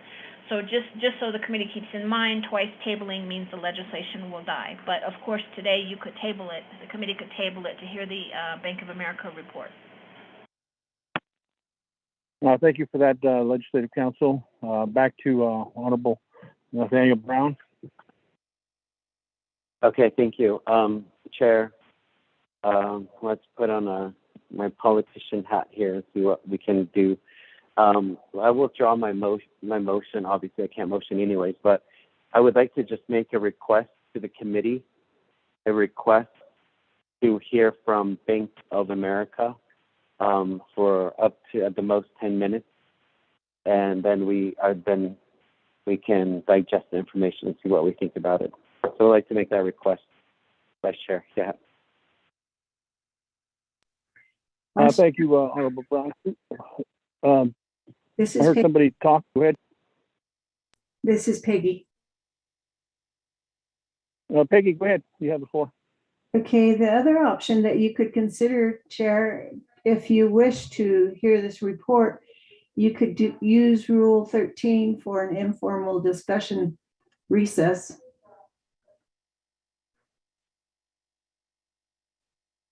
And then hear from Bank of America, but you have to also remember that the investment committee is the committee that listens to the proposals for any funding that's invested. See, like with Wells Fargo, that the money currently is invested with Wells Fargo. And so, you know, you would have to have a proposal from Bank of America. And I don't know if they have that proposal ready today for discussion. And this actually is an investment committee responsibility to bring their recommendations to the committee. So those are just my thoughts. Thank you, Peggy, for that Rule 13. Committee members, this is kind of going off to the off key here for the report. I know that the committee of the investment has the authority to recommend to BNF, and BNF is final authority. Committee members, it looks like it may have to go into a table in motion in order to get this report on board. But a mere request, we still have to take consensus on behalf of Honorable Brown's request. And Chair Henio, I'll give you the floor. You're the legislative sponsor of this. Okay, Vice Chair Smith. Just listening to the conversations and recommendations. And there's, with Bank of America, there's the mention that immediate withdrawal.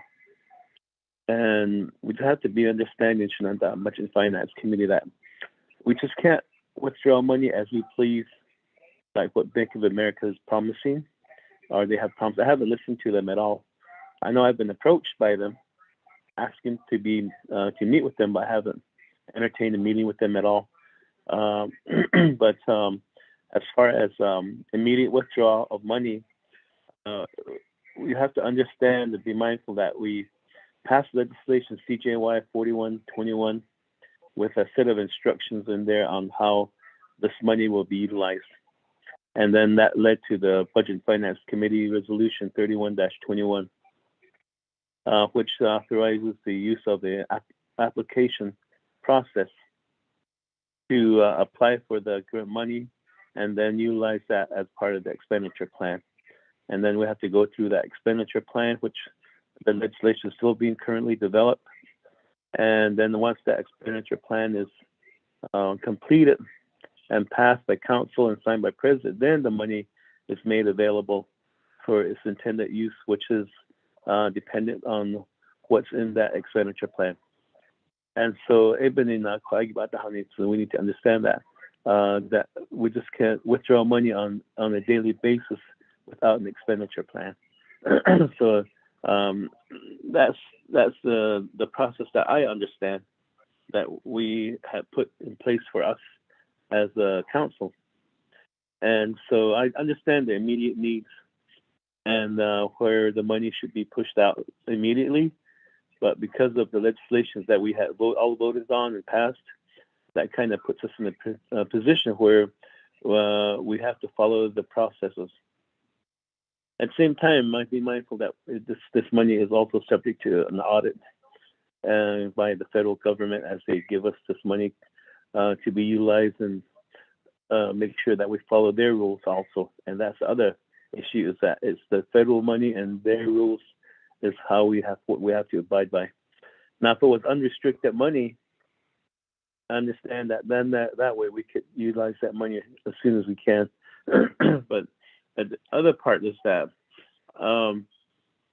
as you've heard from RBK, a difference between a money manager and a commercial bank is that the commercial bank would possibly be charging us a lot more to do their job that a money manager could do. I think I've heard that from RBK earlier, as far as what their basis points are going to be.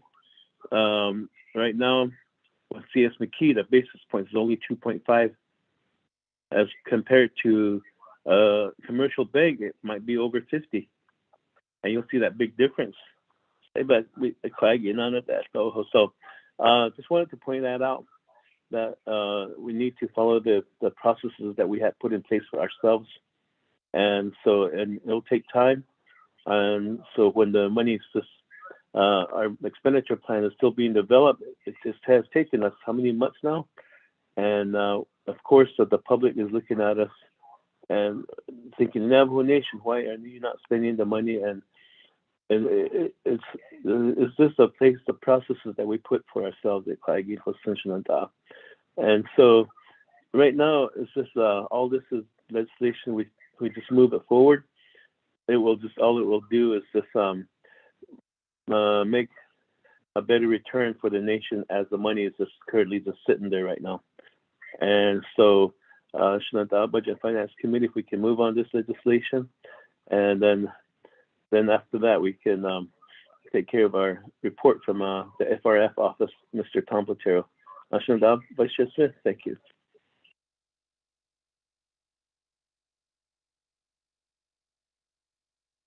Thank you, Chair Henio. Since you're the sponsor of this legislation, thank you for that information and what is actually happening with this legislation. Committee members, Any further questions on this? We heard Chair Henio, and we heard the report, and we have a motion and a second. And I'll turn the floor over to the committee members.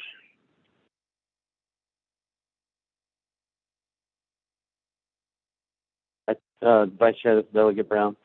Let me just go ahead and I will go base everything on this vote, and at least I'm trying, but I'll give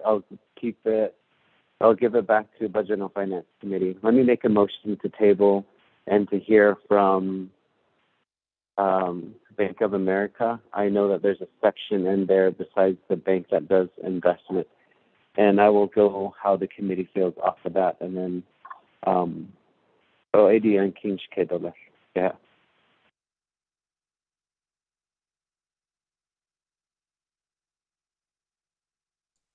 Thank you, Honorable Brown. There is a request a motion for a table. What's the time period of your motion for the table?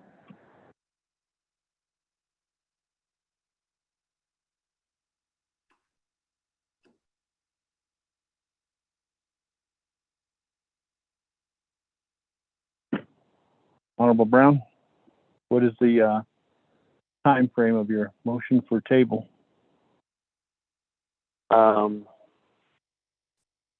I'll say we can recess for 15 minutes, and the presentation should only take 10 minutes, and then come back after the 15 minutes, after the presentation immediately. Are you motioning to recess or are you motioning to table? Which one are you doing here? I mean, I am motioning to recess for 15 minutes. I'll say that again. I didn't hear you. Oh, sorry. I'm motioning to recess for 15 minutes, and during the recess to listen to Bank of America's presentation. Yeah.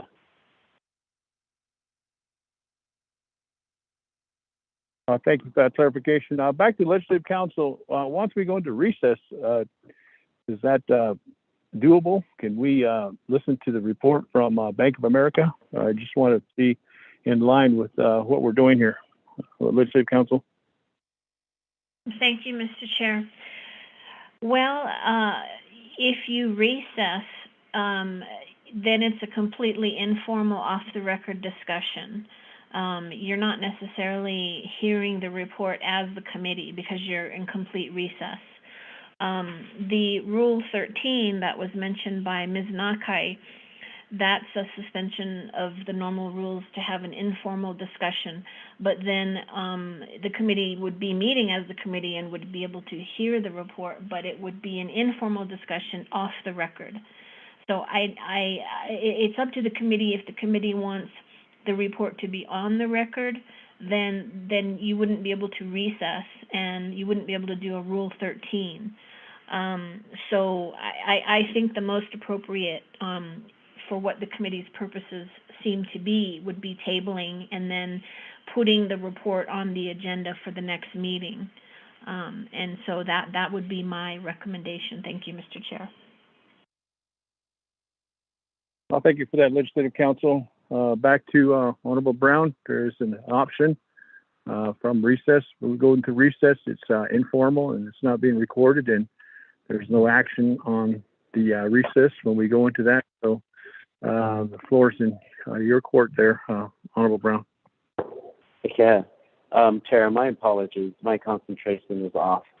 You know, we're talking about our people that are suffering. I'm getting a bunch of texts from my family, and one of our homes there is being broken into by intoxicated relatives. And I know that they're doing this because the lack of police presence, public safety, and I'm trying to deal with stuff at home, and I'm trying to concentrate on this very important conversation.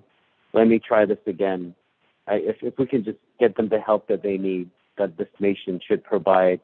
I'm getting really frustrated. I'm trying to remain calm here. I'm juggling a lot of things here. My apologies, colleagues. it just seems like life just gets more challenging for our people. But anyway, let me go ahead and suspend the floor rules and go to the presentation. So I'll make that recommendation if I can suspend the floor rules, Vice Chair, and listen to Bank of America presentation. Yeah.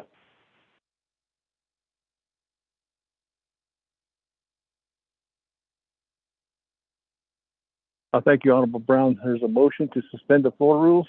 And Legislative Council, is there a 2/3 vote on that? Or how do we deal with that motion to suspend floor rules and go from here to the reports? And I'm sure that there's going to be an add-on on the report for the Bank of America. Need your guidance. Mr. Chair, I'm looking at Rule 13. It's not a suspension of the rules. It states verbatim, let me read it. It states, any committee member may request to suspend. Okay, give me just one moment, please. I'm sorry.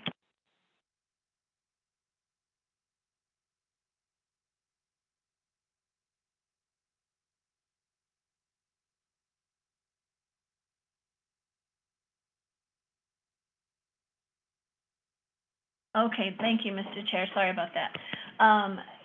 So a suspension of the rules is necessary because the legislation there's a motion to vote on the legislation. So in order to get out of that mode, you would have to suspend the rules to go to Rule 13, and then you can invoke Rule 13, where you are suspending formal discussion and requesting an off-record discussion. And it's at the discretion of the chair to grant such a request. So you would suspend the rules to move out of the motion to vote on the legislation, and then you'd move to Rule 13. But again, the discussion would be off the record. At least that's what is stated in Rule 13. I hope that clarifies things. Thank you. Okay, Legislative Council. At this point in time, we have a motion to suspend the floor rules. Go ahead and recognize that. Do I have a second on this?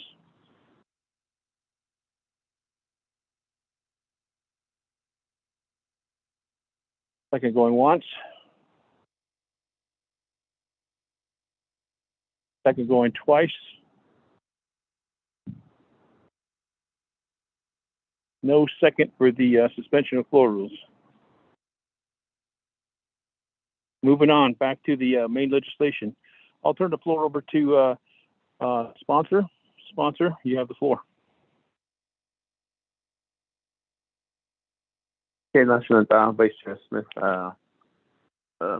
for chairing the meeting here. And with that, I believe that we have explained the legislation that's before the Budget and Finance Committee. And if there's no further questions, we could move to the vote. Vice Chair Smith, thank you. Thank you for that, Honorable Chair Henyo. At this point in time, committee members, any questions regarding the legislation? There is no suspension of floor rules. There's no tabling. At this point in time,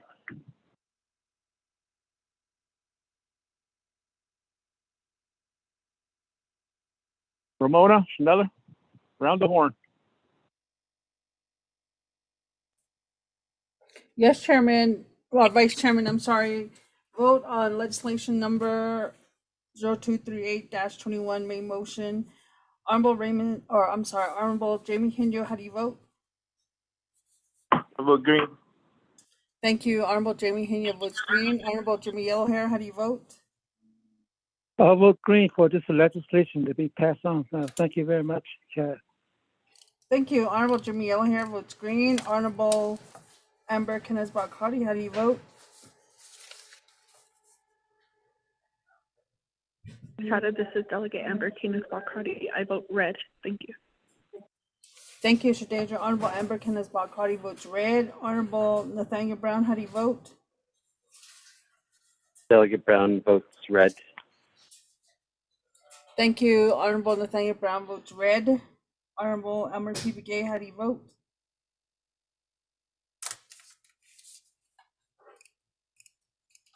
Honorable Elmer P. Begay, how do you vote?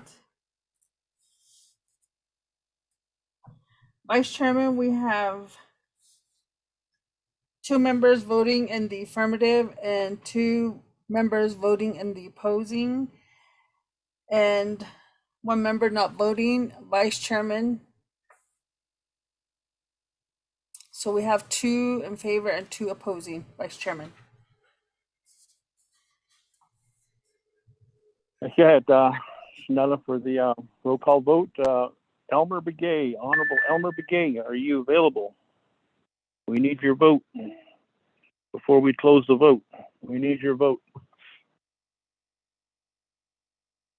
Honorable Elmer Begay, press *6 or text it in. Vice Chair Smith.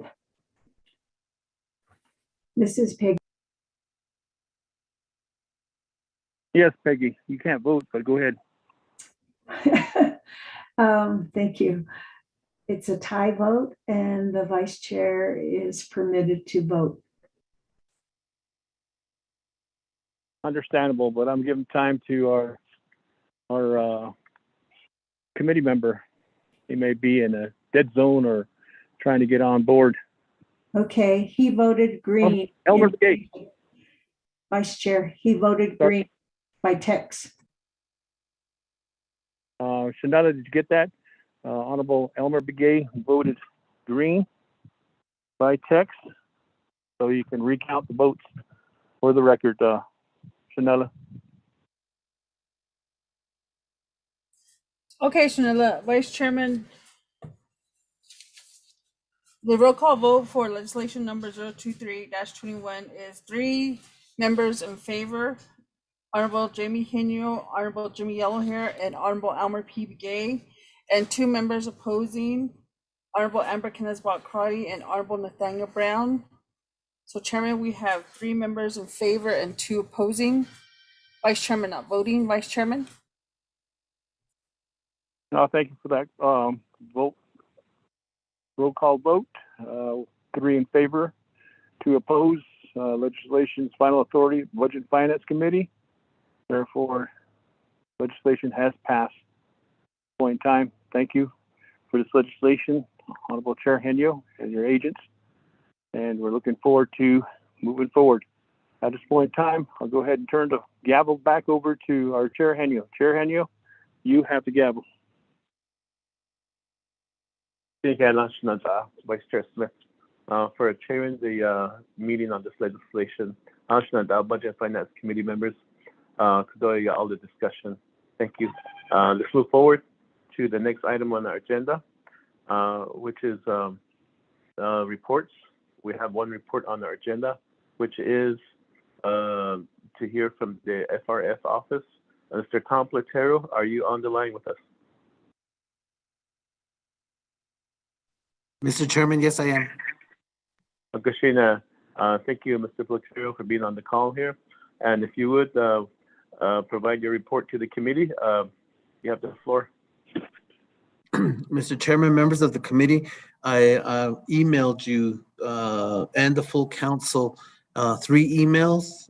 You should have in the first email, the executive order, the Navajo Nation FRF plan of operation, Navajo Nation FRF organizational chart, the PDF of eligible project listing, CJY 41-21, screenshot of the Navajo Nation FRF website. There's a summary Excel sheet that gives a status of the budgets that are going through for administrative support, and a copy of the letter from President Nez allocating funds out to the programs. You also got a copy of the Budget and Finance Committee resolution that was referenced earlier in your discussion, BFS 31-21. And then I also sent you a summary sheet, which is labeled Navajo Nation ARPA funding summary update. So you should have all of that information. The first one that I'm going to go over is the ARPA plans, which was basically set up through an executive order. The executive order was 008-2021, which was issued by Office of the President and Vice President on October 4th, 2021. Attached to it is the plan of operation, which set up the Navajo Nation Fiscal Recovery Fund Office. So both of those items are provided to you. I also provided you the organizational chart for the FRF office. You have the administration, you have the administrative support, you have a finance section, and then you have a regulatory and monitoring section for those. So I provided that information. The PDF of the project eligibility listing is the categories that the proposal must fit into in order to be considered eligible. If the review process isn't able to put it in any of these categories, then Navajo Nation Department of Justice will declare it ineligible. And so that process was created by resolution.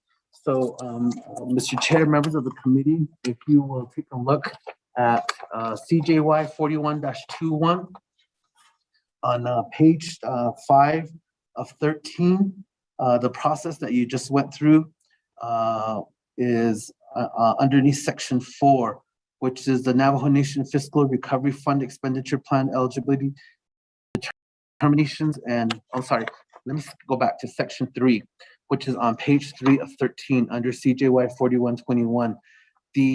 This legislation underneath section 3 established the Navajo Nation Fiscal Recovery Fund. So if you'll recall the work that you guys did when council did when they got the citizen fund, you got the funds, but you had to set up a new category of funding. So the CJY 41-21 actually set up the fiscal recovery fund, which is again covered under page 3 of 13. If you go to section 4, what section 4 covers is the Navajo Nation Fiscal Recovery Fund Expenditure Eligibility Determination, which is on page 5 of 13. If you go underneath A in that, what happened is it says the Office of Management and Budget, OMB, in consultation with Office of the Controller and Navajo Nation Department of Justice shall develop Navajo Nation Fiscal Recovery Fund application and review procedures, which shall include any Navajo Nation Fiscal Recovery Fund expenditure plan template for adoption by the Budget and Finance Committee. OMB and Office of the Controller shall post the approved application procedures, including an NRF expenditure plan template and instructions on their respective websites. So that section underneath page 5 of 13 is what set up Budget and Finance Committee Resolution BFS-31-21. So the main legislation that you had accepted the funding, and it also made provisions for Budget and Finance to approve the procedure of how to apply for these fundings. So the first part connects to the second part. So when we're talking allocations, we have to abide now by the rules that were established by the council and by the Budget and Finance Committee. CJY 41-21 is the one that created that account. So if you go back to CJY 41-21 and you go to section 5, which is the immediate allocation of Navajo Nation fiscal recovery funds to reimburse citizen fund allocations and unreserved undesignated fund appropriation.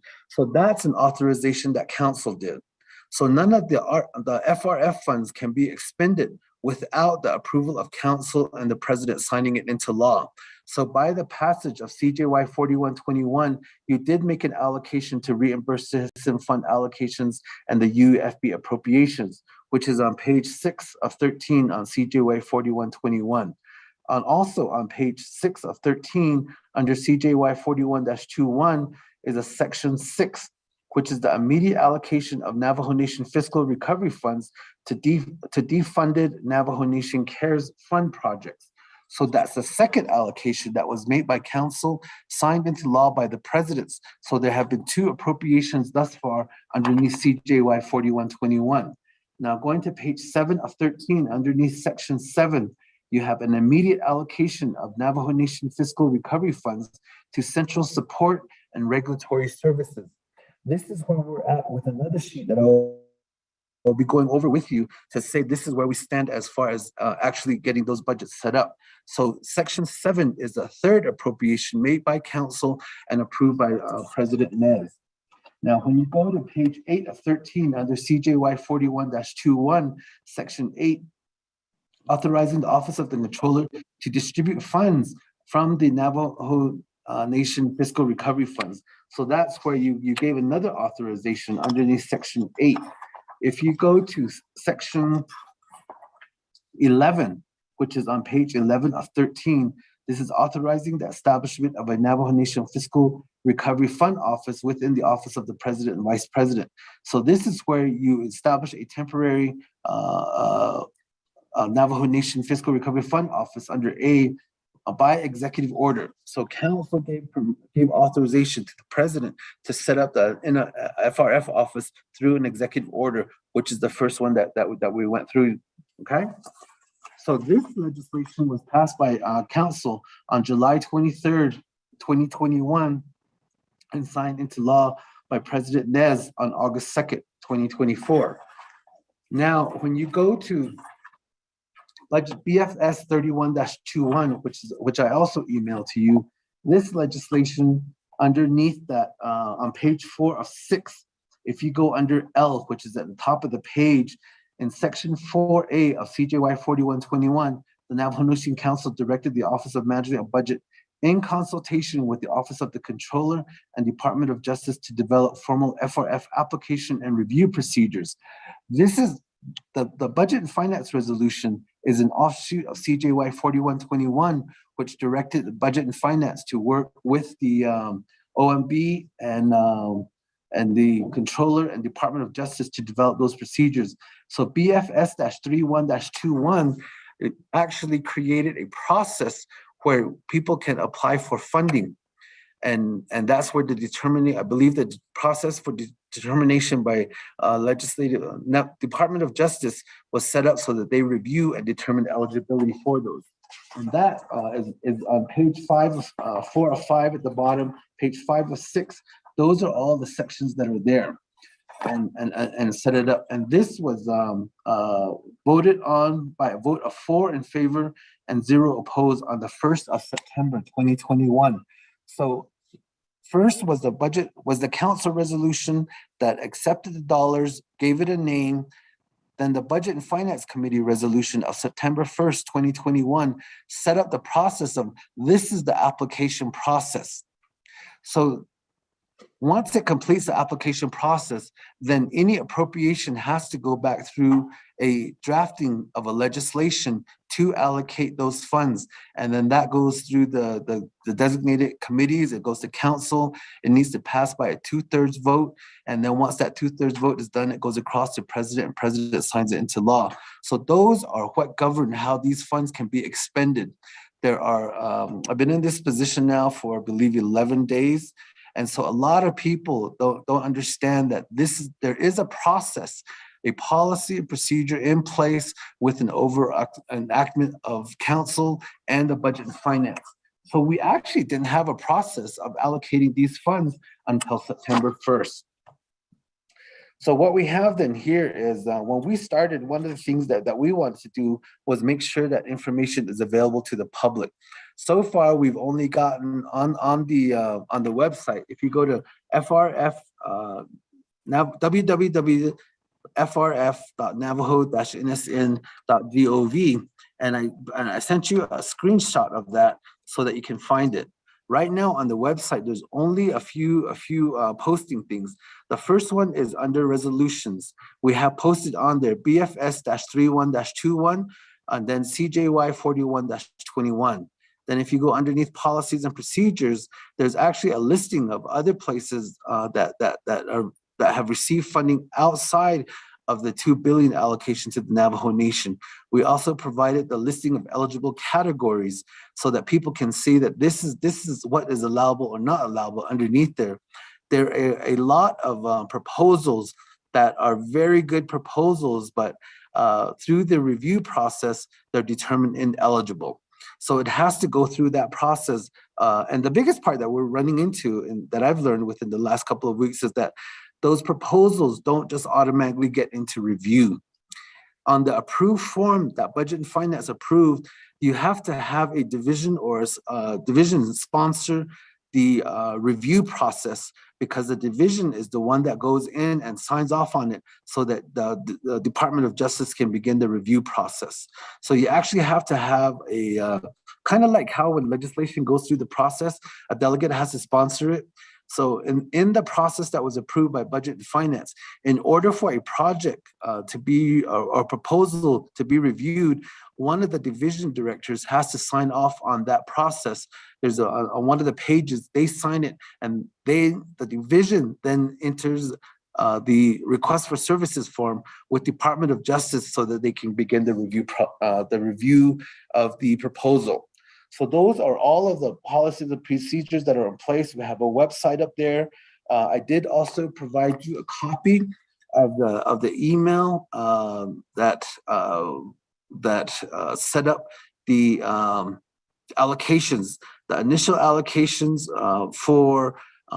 from President that listed how much people are going to be getting for the administrative budgets and for the regulatory.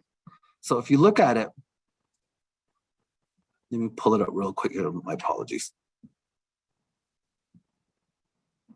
So in the original allocation, what was set aside was 10% of the FRF funds overall is set aside for administrative and regulatory. So on October 13, President Nez issued a letter to all the divisions informing them of their allocations underneath the 10%.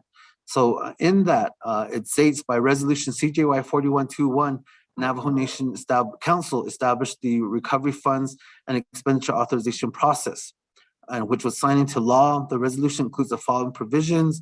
And then on page 2 of it, there's where you have the allocations for central support, Division of Community Development, chapters, business regulatory, economic development, general services, health, human resources, Department of Health, Department of Justice, public safety, water resources, Navajo Nation Washington Office, OMB, Office of the Controller, OPVP, and then it listed regulatory, AML, EPA, Fish and Wildlife, Forestry, General Land Development Department, Historic Preservation, Minerals, and Land Department. So those are the allocations that we're working on right now to set up so that the administrative portion of it, which was authorized underneath CJY 41-21, those budgets can be set up.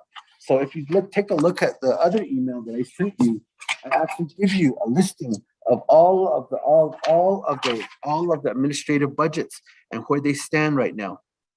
So it's the one that's labeled as status summary report as of 11/22, 9 o'clock a.m.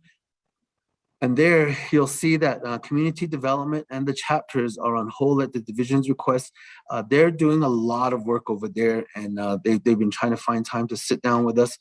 What happened was when the budgets were submitted in October, those were underneath the old pay scale. When council approved the 2022 budget, council gave salary adjustments to the programs that are funded under general fund. And so in our discussions with OMB and with human resources, we had to convert all the budgets to the new pay scales. So in some instances, the original request, because of I believe it's like over 260 employees that were proposed underneath the administrative budgets. So we had to go back in and work with OMB and Mr. Shorty, Cordell Shorty, Jermaine Jones, Rachel Arviso, and the rest of the team over at OMB have really been working together with us to try to get these budgets set up as quickly as we can. So what they came up with is we had to do a modified Form 3, which lists all the personnel costs over a 5-year window. Then we had to do a modified, and all of those had to be listed as unclassified. Then we had to redo the budget Form 5s, which was to set up and say, this is the classification that we're recommending. The reason we had to follow that path was so that when the budgets are approved and uploaded into the FMIS system, those numbers then get reloaded again on the Human Resources Information System, HRIS side, so that personnel can identify These are the positions, these are the account numbers that they'll be paid off. This is the amount that's budgeted for those positions.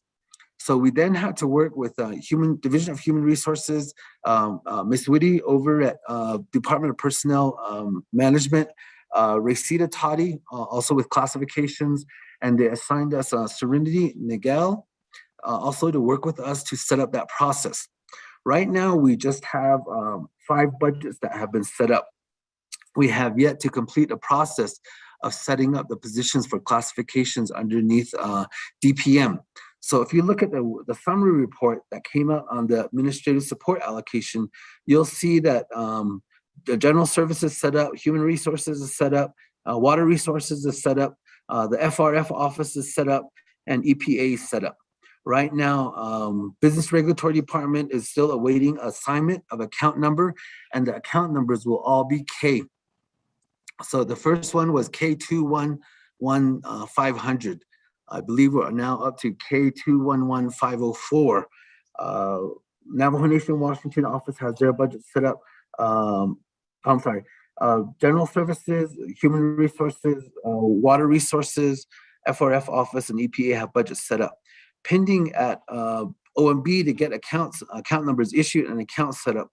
Our Business Regulatory Department, Navajo Nation Washington office, OPVP, Forestry, and Historic Preservation. This morning, while we were waiting, we did batch over 2 more. Department of Health is ready for review by OMB, and Minerals is also ready for OMB. So our goal is to get these all across so that the budgets are set up for all of them, so that they can then begin hiring the individuals that they need to for the administrative part of it.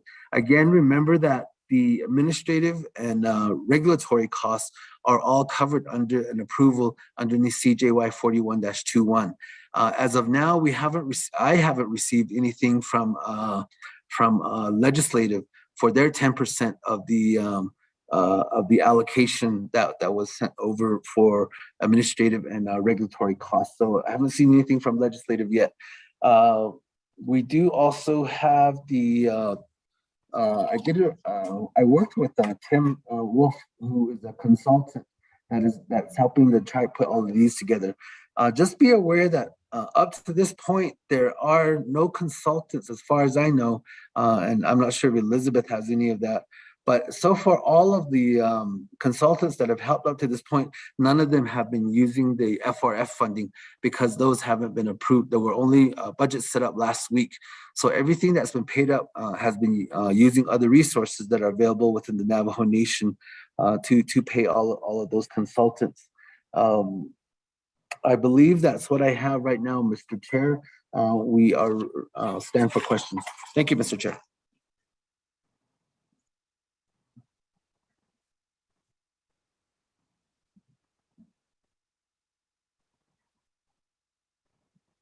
Okay, thank you, Mr. Platero, for the report. With that, Senate Budget and Finance Committee, is there a motion to accept the report? Yellow hair, request for accept the report. Chairman. Okay, motion by Shenandoah, Delegate Jim Yellowhair. Is there a second?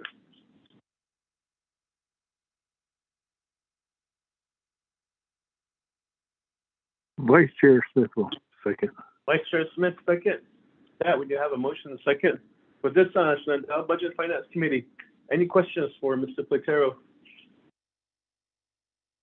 Chair Henry, I got his questions. Vice Chair Smith. Yes, Vice Chair Smith, you have the floor. Well, thank you, Mr. Terrell, for the walkthrough of what's happening. I guess my question's real simple. Where's the office at, and what are your hours? And when do you anticipate on having full staff? And how many years will it be you'll have that office? Is that part of that 20% that was appropriated off the top of the first batch we got from the ARPA? Thank you, Chair.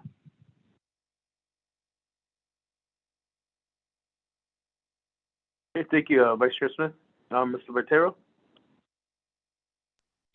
Mr. Chair, members of the committee, right now, Garrett Silversmith allowed us to use space over at the transportation DOT building. They gave us a little corner space that's set up for about 24 people. No, not for 24, about 14 people. Right now, it's just myself, president, assigned Tamara Johnson from his office to assist me in getting this set up.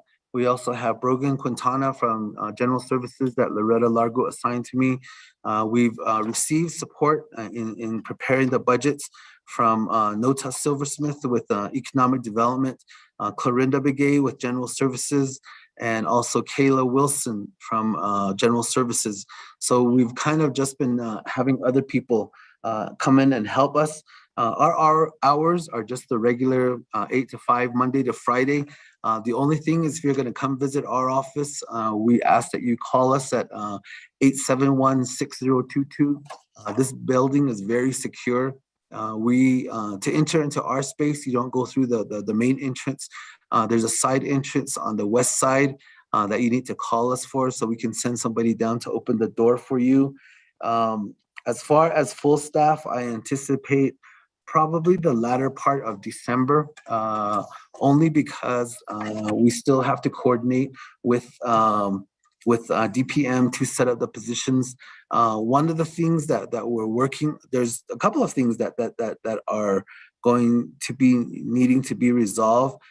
Those programs that are going to cost allocate, we have to come up with a procedure where they charge off the hours that they're working under FRF and the hours that they work under general funds. One of the best example that I can tell you about is when I worked with Head Start, when we used JOM money, you really couldn't supplant what the program was with the JOM funds. I believe the attorney people can correct me if I'm wrong. You can't really use the FRF money to subsidize things that you're already supposed to be doing under general funds. That might be the best way to describe it. So that process still has to be worked out, and we still have to work out the process of actually getting staff on board. The other one is because this is a limited program for a certain number of time, the staff that are going to be coming in have to realize that there is no guarantee for a job at the end of the program that they might otherwise have if they didn't come over to the FRF account. Delegate Vice Chair Smith is correct. Page 7 of 13 on CJY 41-21 underneath section 7. A says the Navajo Nation hereby immediately allocates 10% of all fiscal recovery funds received by the Navajo Nation to fund central support service and regulatory costs. So we're trying to set up those accounts. Mr. Chair.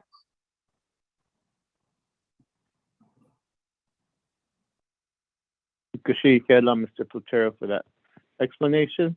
Budget and Finance Committee, any further questions, comments?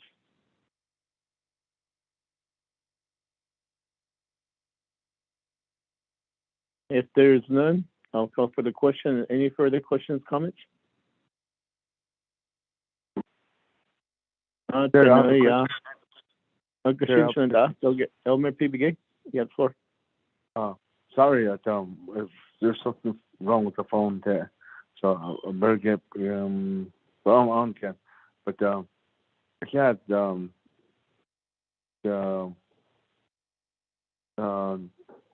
Patero regarding the Fiscal Recovery Fund Office and the procedures that you shared it with us. My question is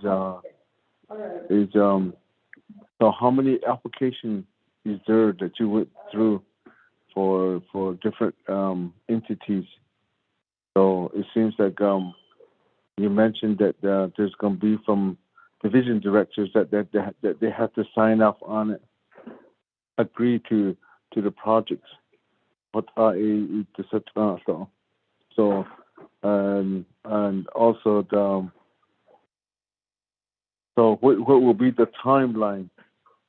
Is there any timeline that's going to go through that because right now it says you sounded like once it goes through and you have to have a legislation to start with the expenditure plan. Yeah, I mean with the expenditure plan, you can any projects you wanted to propose, you have to have a legislation, didn't it? So right now there's all these legislations that are backlog with the legislative council. And something that don't move with it either. So one example, there's this legislation that's been on there, and there's only very few delegates. They move without legislation. We can't even move them because the legislative council is not working on it, or is making that it's not making that a priority for that. On this, there's a lot of political play in it. So, can you go ahead and elaborate more on it? That'd be my question. With that, Mr. Platero, response? Mr. Chair, Delegate Begay, Nadin Kidigi, Aquila proposal Yahades Ninigi, Mel Rodis is on the agenda as well. DOJ, they have a running tally of all of that information. Although legislation had the Nahagia. They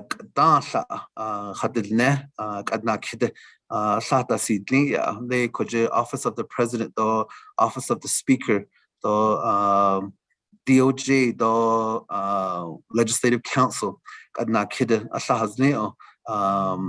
legislation Benda 9 o'clock Yahanane Jane budget and finance schedule Iago.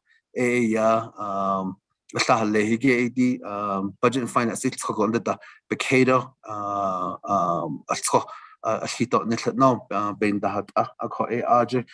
DOJ the Legislative Council legislation had the ACA hadil yago just sponsored the nisto 5-day comment aro ishibich assigned dal yagi ACA had the gas hot Mr. Chair. Mr. Platero for the response. Mr. Rodis, are you still on the line with us? Yes, good afternoon, Mr. Chair, members of the committee. This is Mel. I'm still with you, sir. Thank you, Mel. There was a question from a committee member, Elmer P. Begay, regarding the tally of the number of proposals that have been received so far that are under review. Would you provide a response? Yes, sir, certainly. Thank you for your question, Honorable Begay. So as of this morning, DOJ has received 144 requests for an initial eligibility determination review. We've completed 142 of those requests. We have 5 days to complete the requests, but we're going faster than that. I believe that we're about average of 3.9 days for review. Of the 142 requests that we've completed a determination for, 104 of those were determined to be an eligible use of FRF. For 26 of them, we requested that the submitter provide additional information and details so that we could make a determination of eligibility, and we determined that 12 were ineligible. Mr. Chair, with your permission, could I go through the dollar amounts for each category? Yes, if that should help the report. Yes. Also, go ahead. Okay, thank you, sir. So in terms of, excuse me, for the 144 requests, that equaled $2,924,898,717 that was being requested. So 333.3 million of that was responding to the COVID-19 public health crisis. 304.1 million was responding to the negative economic impacts of COVID-19. 535.3 million was being requested for services to disproportionately impacted communities. 618.1 million was being requested for infrastructure, specifically water, wastewater, and broadband infrastructure. And then 18.1 million was being requested for under the lost revenue provision of government services category. And then in addition to those 142 eligibility determinations that we made for proposed expenditure plans, we also reviewed 24 5-year budgets for FRF administration costs. And that totaled approximately 136 million.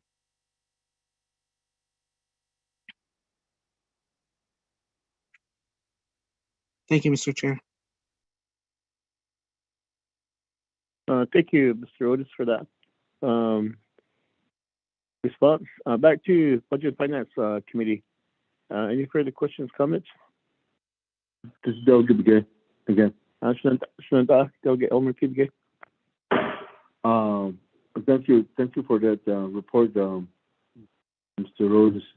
I have another question.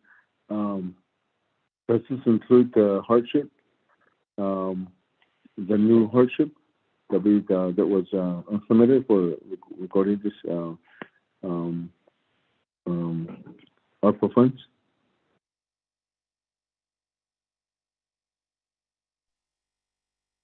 Thank you, Mr. Rhodes. Thank you, Mr. Chair. Thank you for the question, Honorable Begay. Yes, it does. OOC submitted a proposed expenditure plan for $207 million for an FRF hardship assistance program, and DOJ determined that that would be an eligible use of FRF. Did they say eligible or ineligible?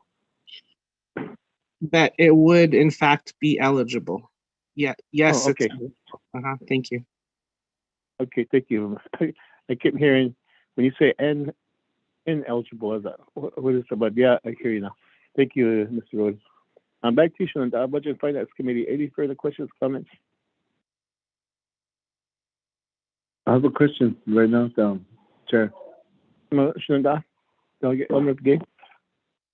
I have a question regarding all the projects or the listing that you gave us, Mr. Rhodes, and then the amount that you gave us regarding the different categories. Like for example, you said that for 200 million for hardship, and then there's others like almost 300 million for economic impact. And if it's for like on the hardship, if the amount changes, like who makes a decision on if it can if the council decided or decided to give more on the hardship, how do we go about it? It's already set in stones right now. Because we're getting some calls from our constituents regarding the amount that they were getting on the hardship. So if it's going to be changed, how do we go about it? When do we do that? And what's the proper way of changing the amount or on all the listings that you provided us? Thank you. Machine shouldn't he'll get Elmer P. Gay. Also, shouldn't Budget and Finance Committee members. Next week, during the 2-day work session that's being scheduled by Speaker Damon, we'll be going over all the expenditure listings. The shade that you say of what proposals have been submitted that will be part of the expenditure plan. Each project will be listed with what amount. And so when we can wait for that next week to really get a detailed presentation from the Controller's Office, from Department of Justice, and FRF office too. And so, so if we can just wait for that too. I think it's scheduled for next week, Thursday and Friday at Benson. But I remember seeing that memo. Wednesday and Thursday. Okay, Wednesday and Thursday. Wednesday and Thursday. So, and then Budget and Finance Committee members too. If we need to look at CJY-41-3021, the 10% cap.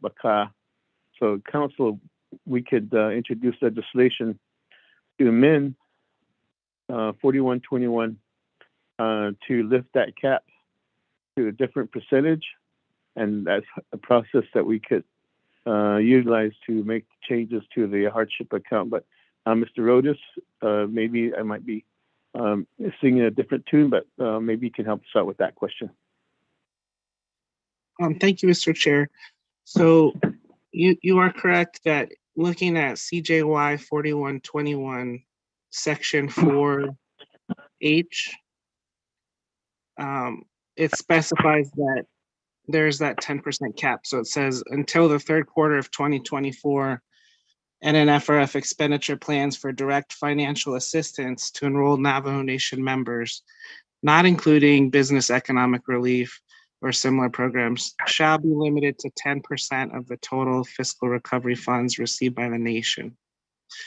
And then it goes on, after the second quarter of 2024, unallocated or unexpended NFRF funds can be allocated for direct financial assistance to enrolled members through resolution of the Navajo Nation Council and approval of the President. So to lift the 10% cap, really I should defer to Ms. Bobroff and Office of Ledge Counsel on this, but I think the process would be to amend that. But it's not, just to clarify, I'm sorry, it's not that it's always going to be only 10% of the total FRF received. It's just until the third quarter of 2024. Thank you. Okay, thank you, Mr. Rodas, for that explanation. Back to Manchunandao Budget Finance Committee. Any further questions, comments?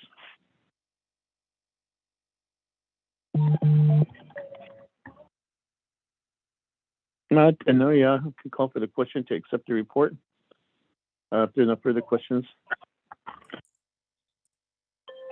Ramona, you lead us on a roll call vote to accept the report. Thank you, Chairman. Roll call vote for receiving the report. Honorable Raymond Smith Jr., how do you vote?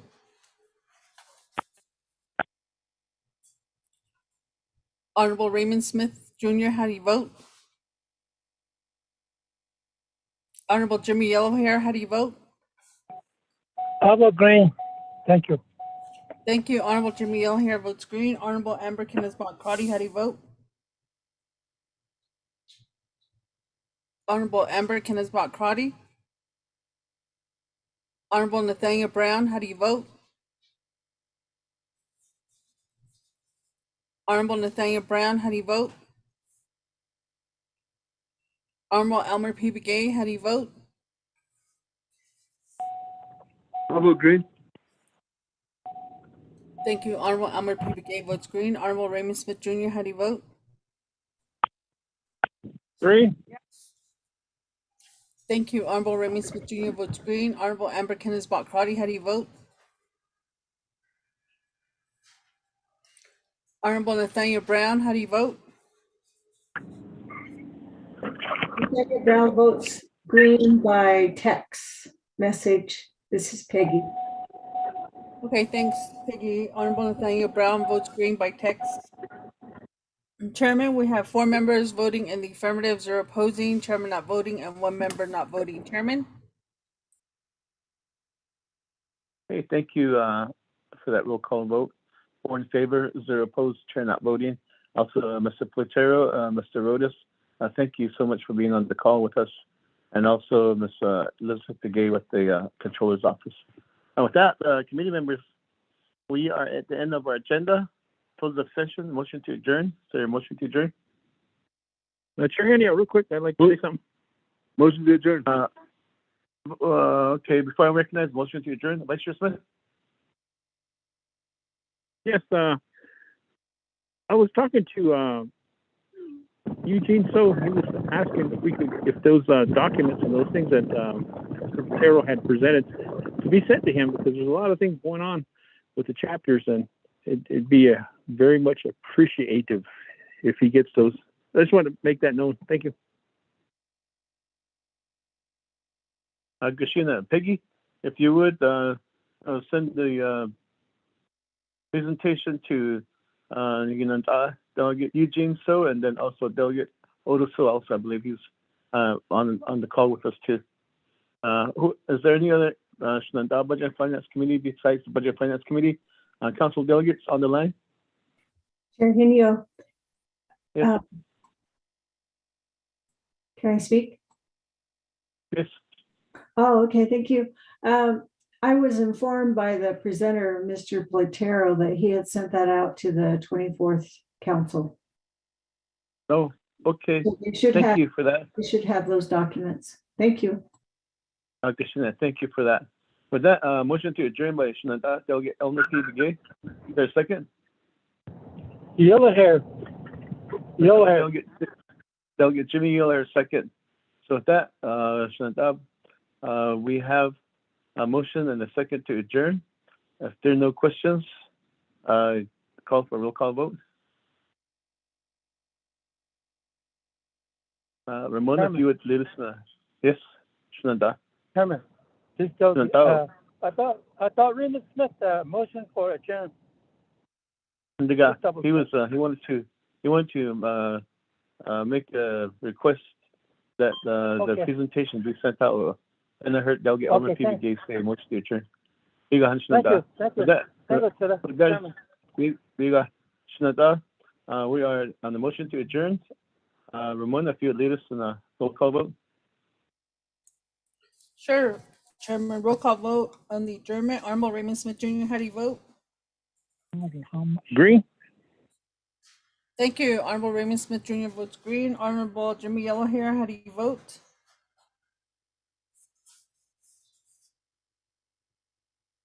Honorable Jimmy Yellowhair, how do you vote? I'll vote green. Thank you. Honorable Jimmy Yellowhair votes green. Honorable Amber Kenneth-Crotty, how do you vote? Honorable Amber Kenneth-Crotty, how do you vote? Honorable Nathaniel Brown, how do you vote? Nathaniel Brown votes green by text. Okay, thank you, Peggy. Honorable Nathaniel Brown votes green by text. Honorable Elmer P. Begay, how do you vote? I'll vote green. Thank you. Honorable Elmer P. Begay votes green. Honorable Amber Kenneth-Crotty, how do you vote? Chairman, you have 4 members voting in the affirmative, 0 opposing, chairman not voting, and 1 member not voting. Chairman?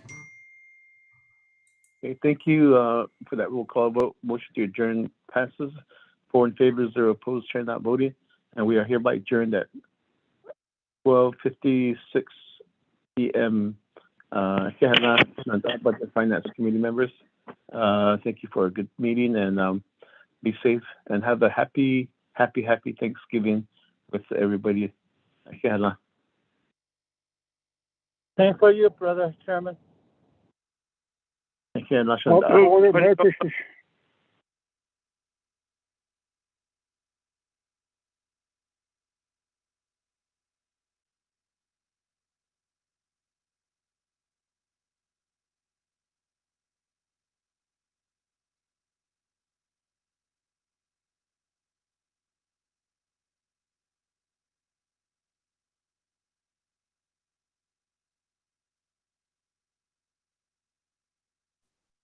Thank you, everyone.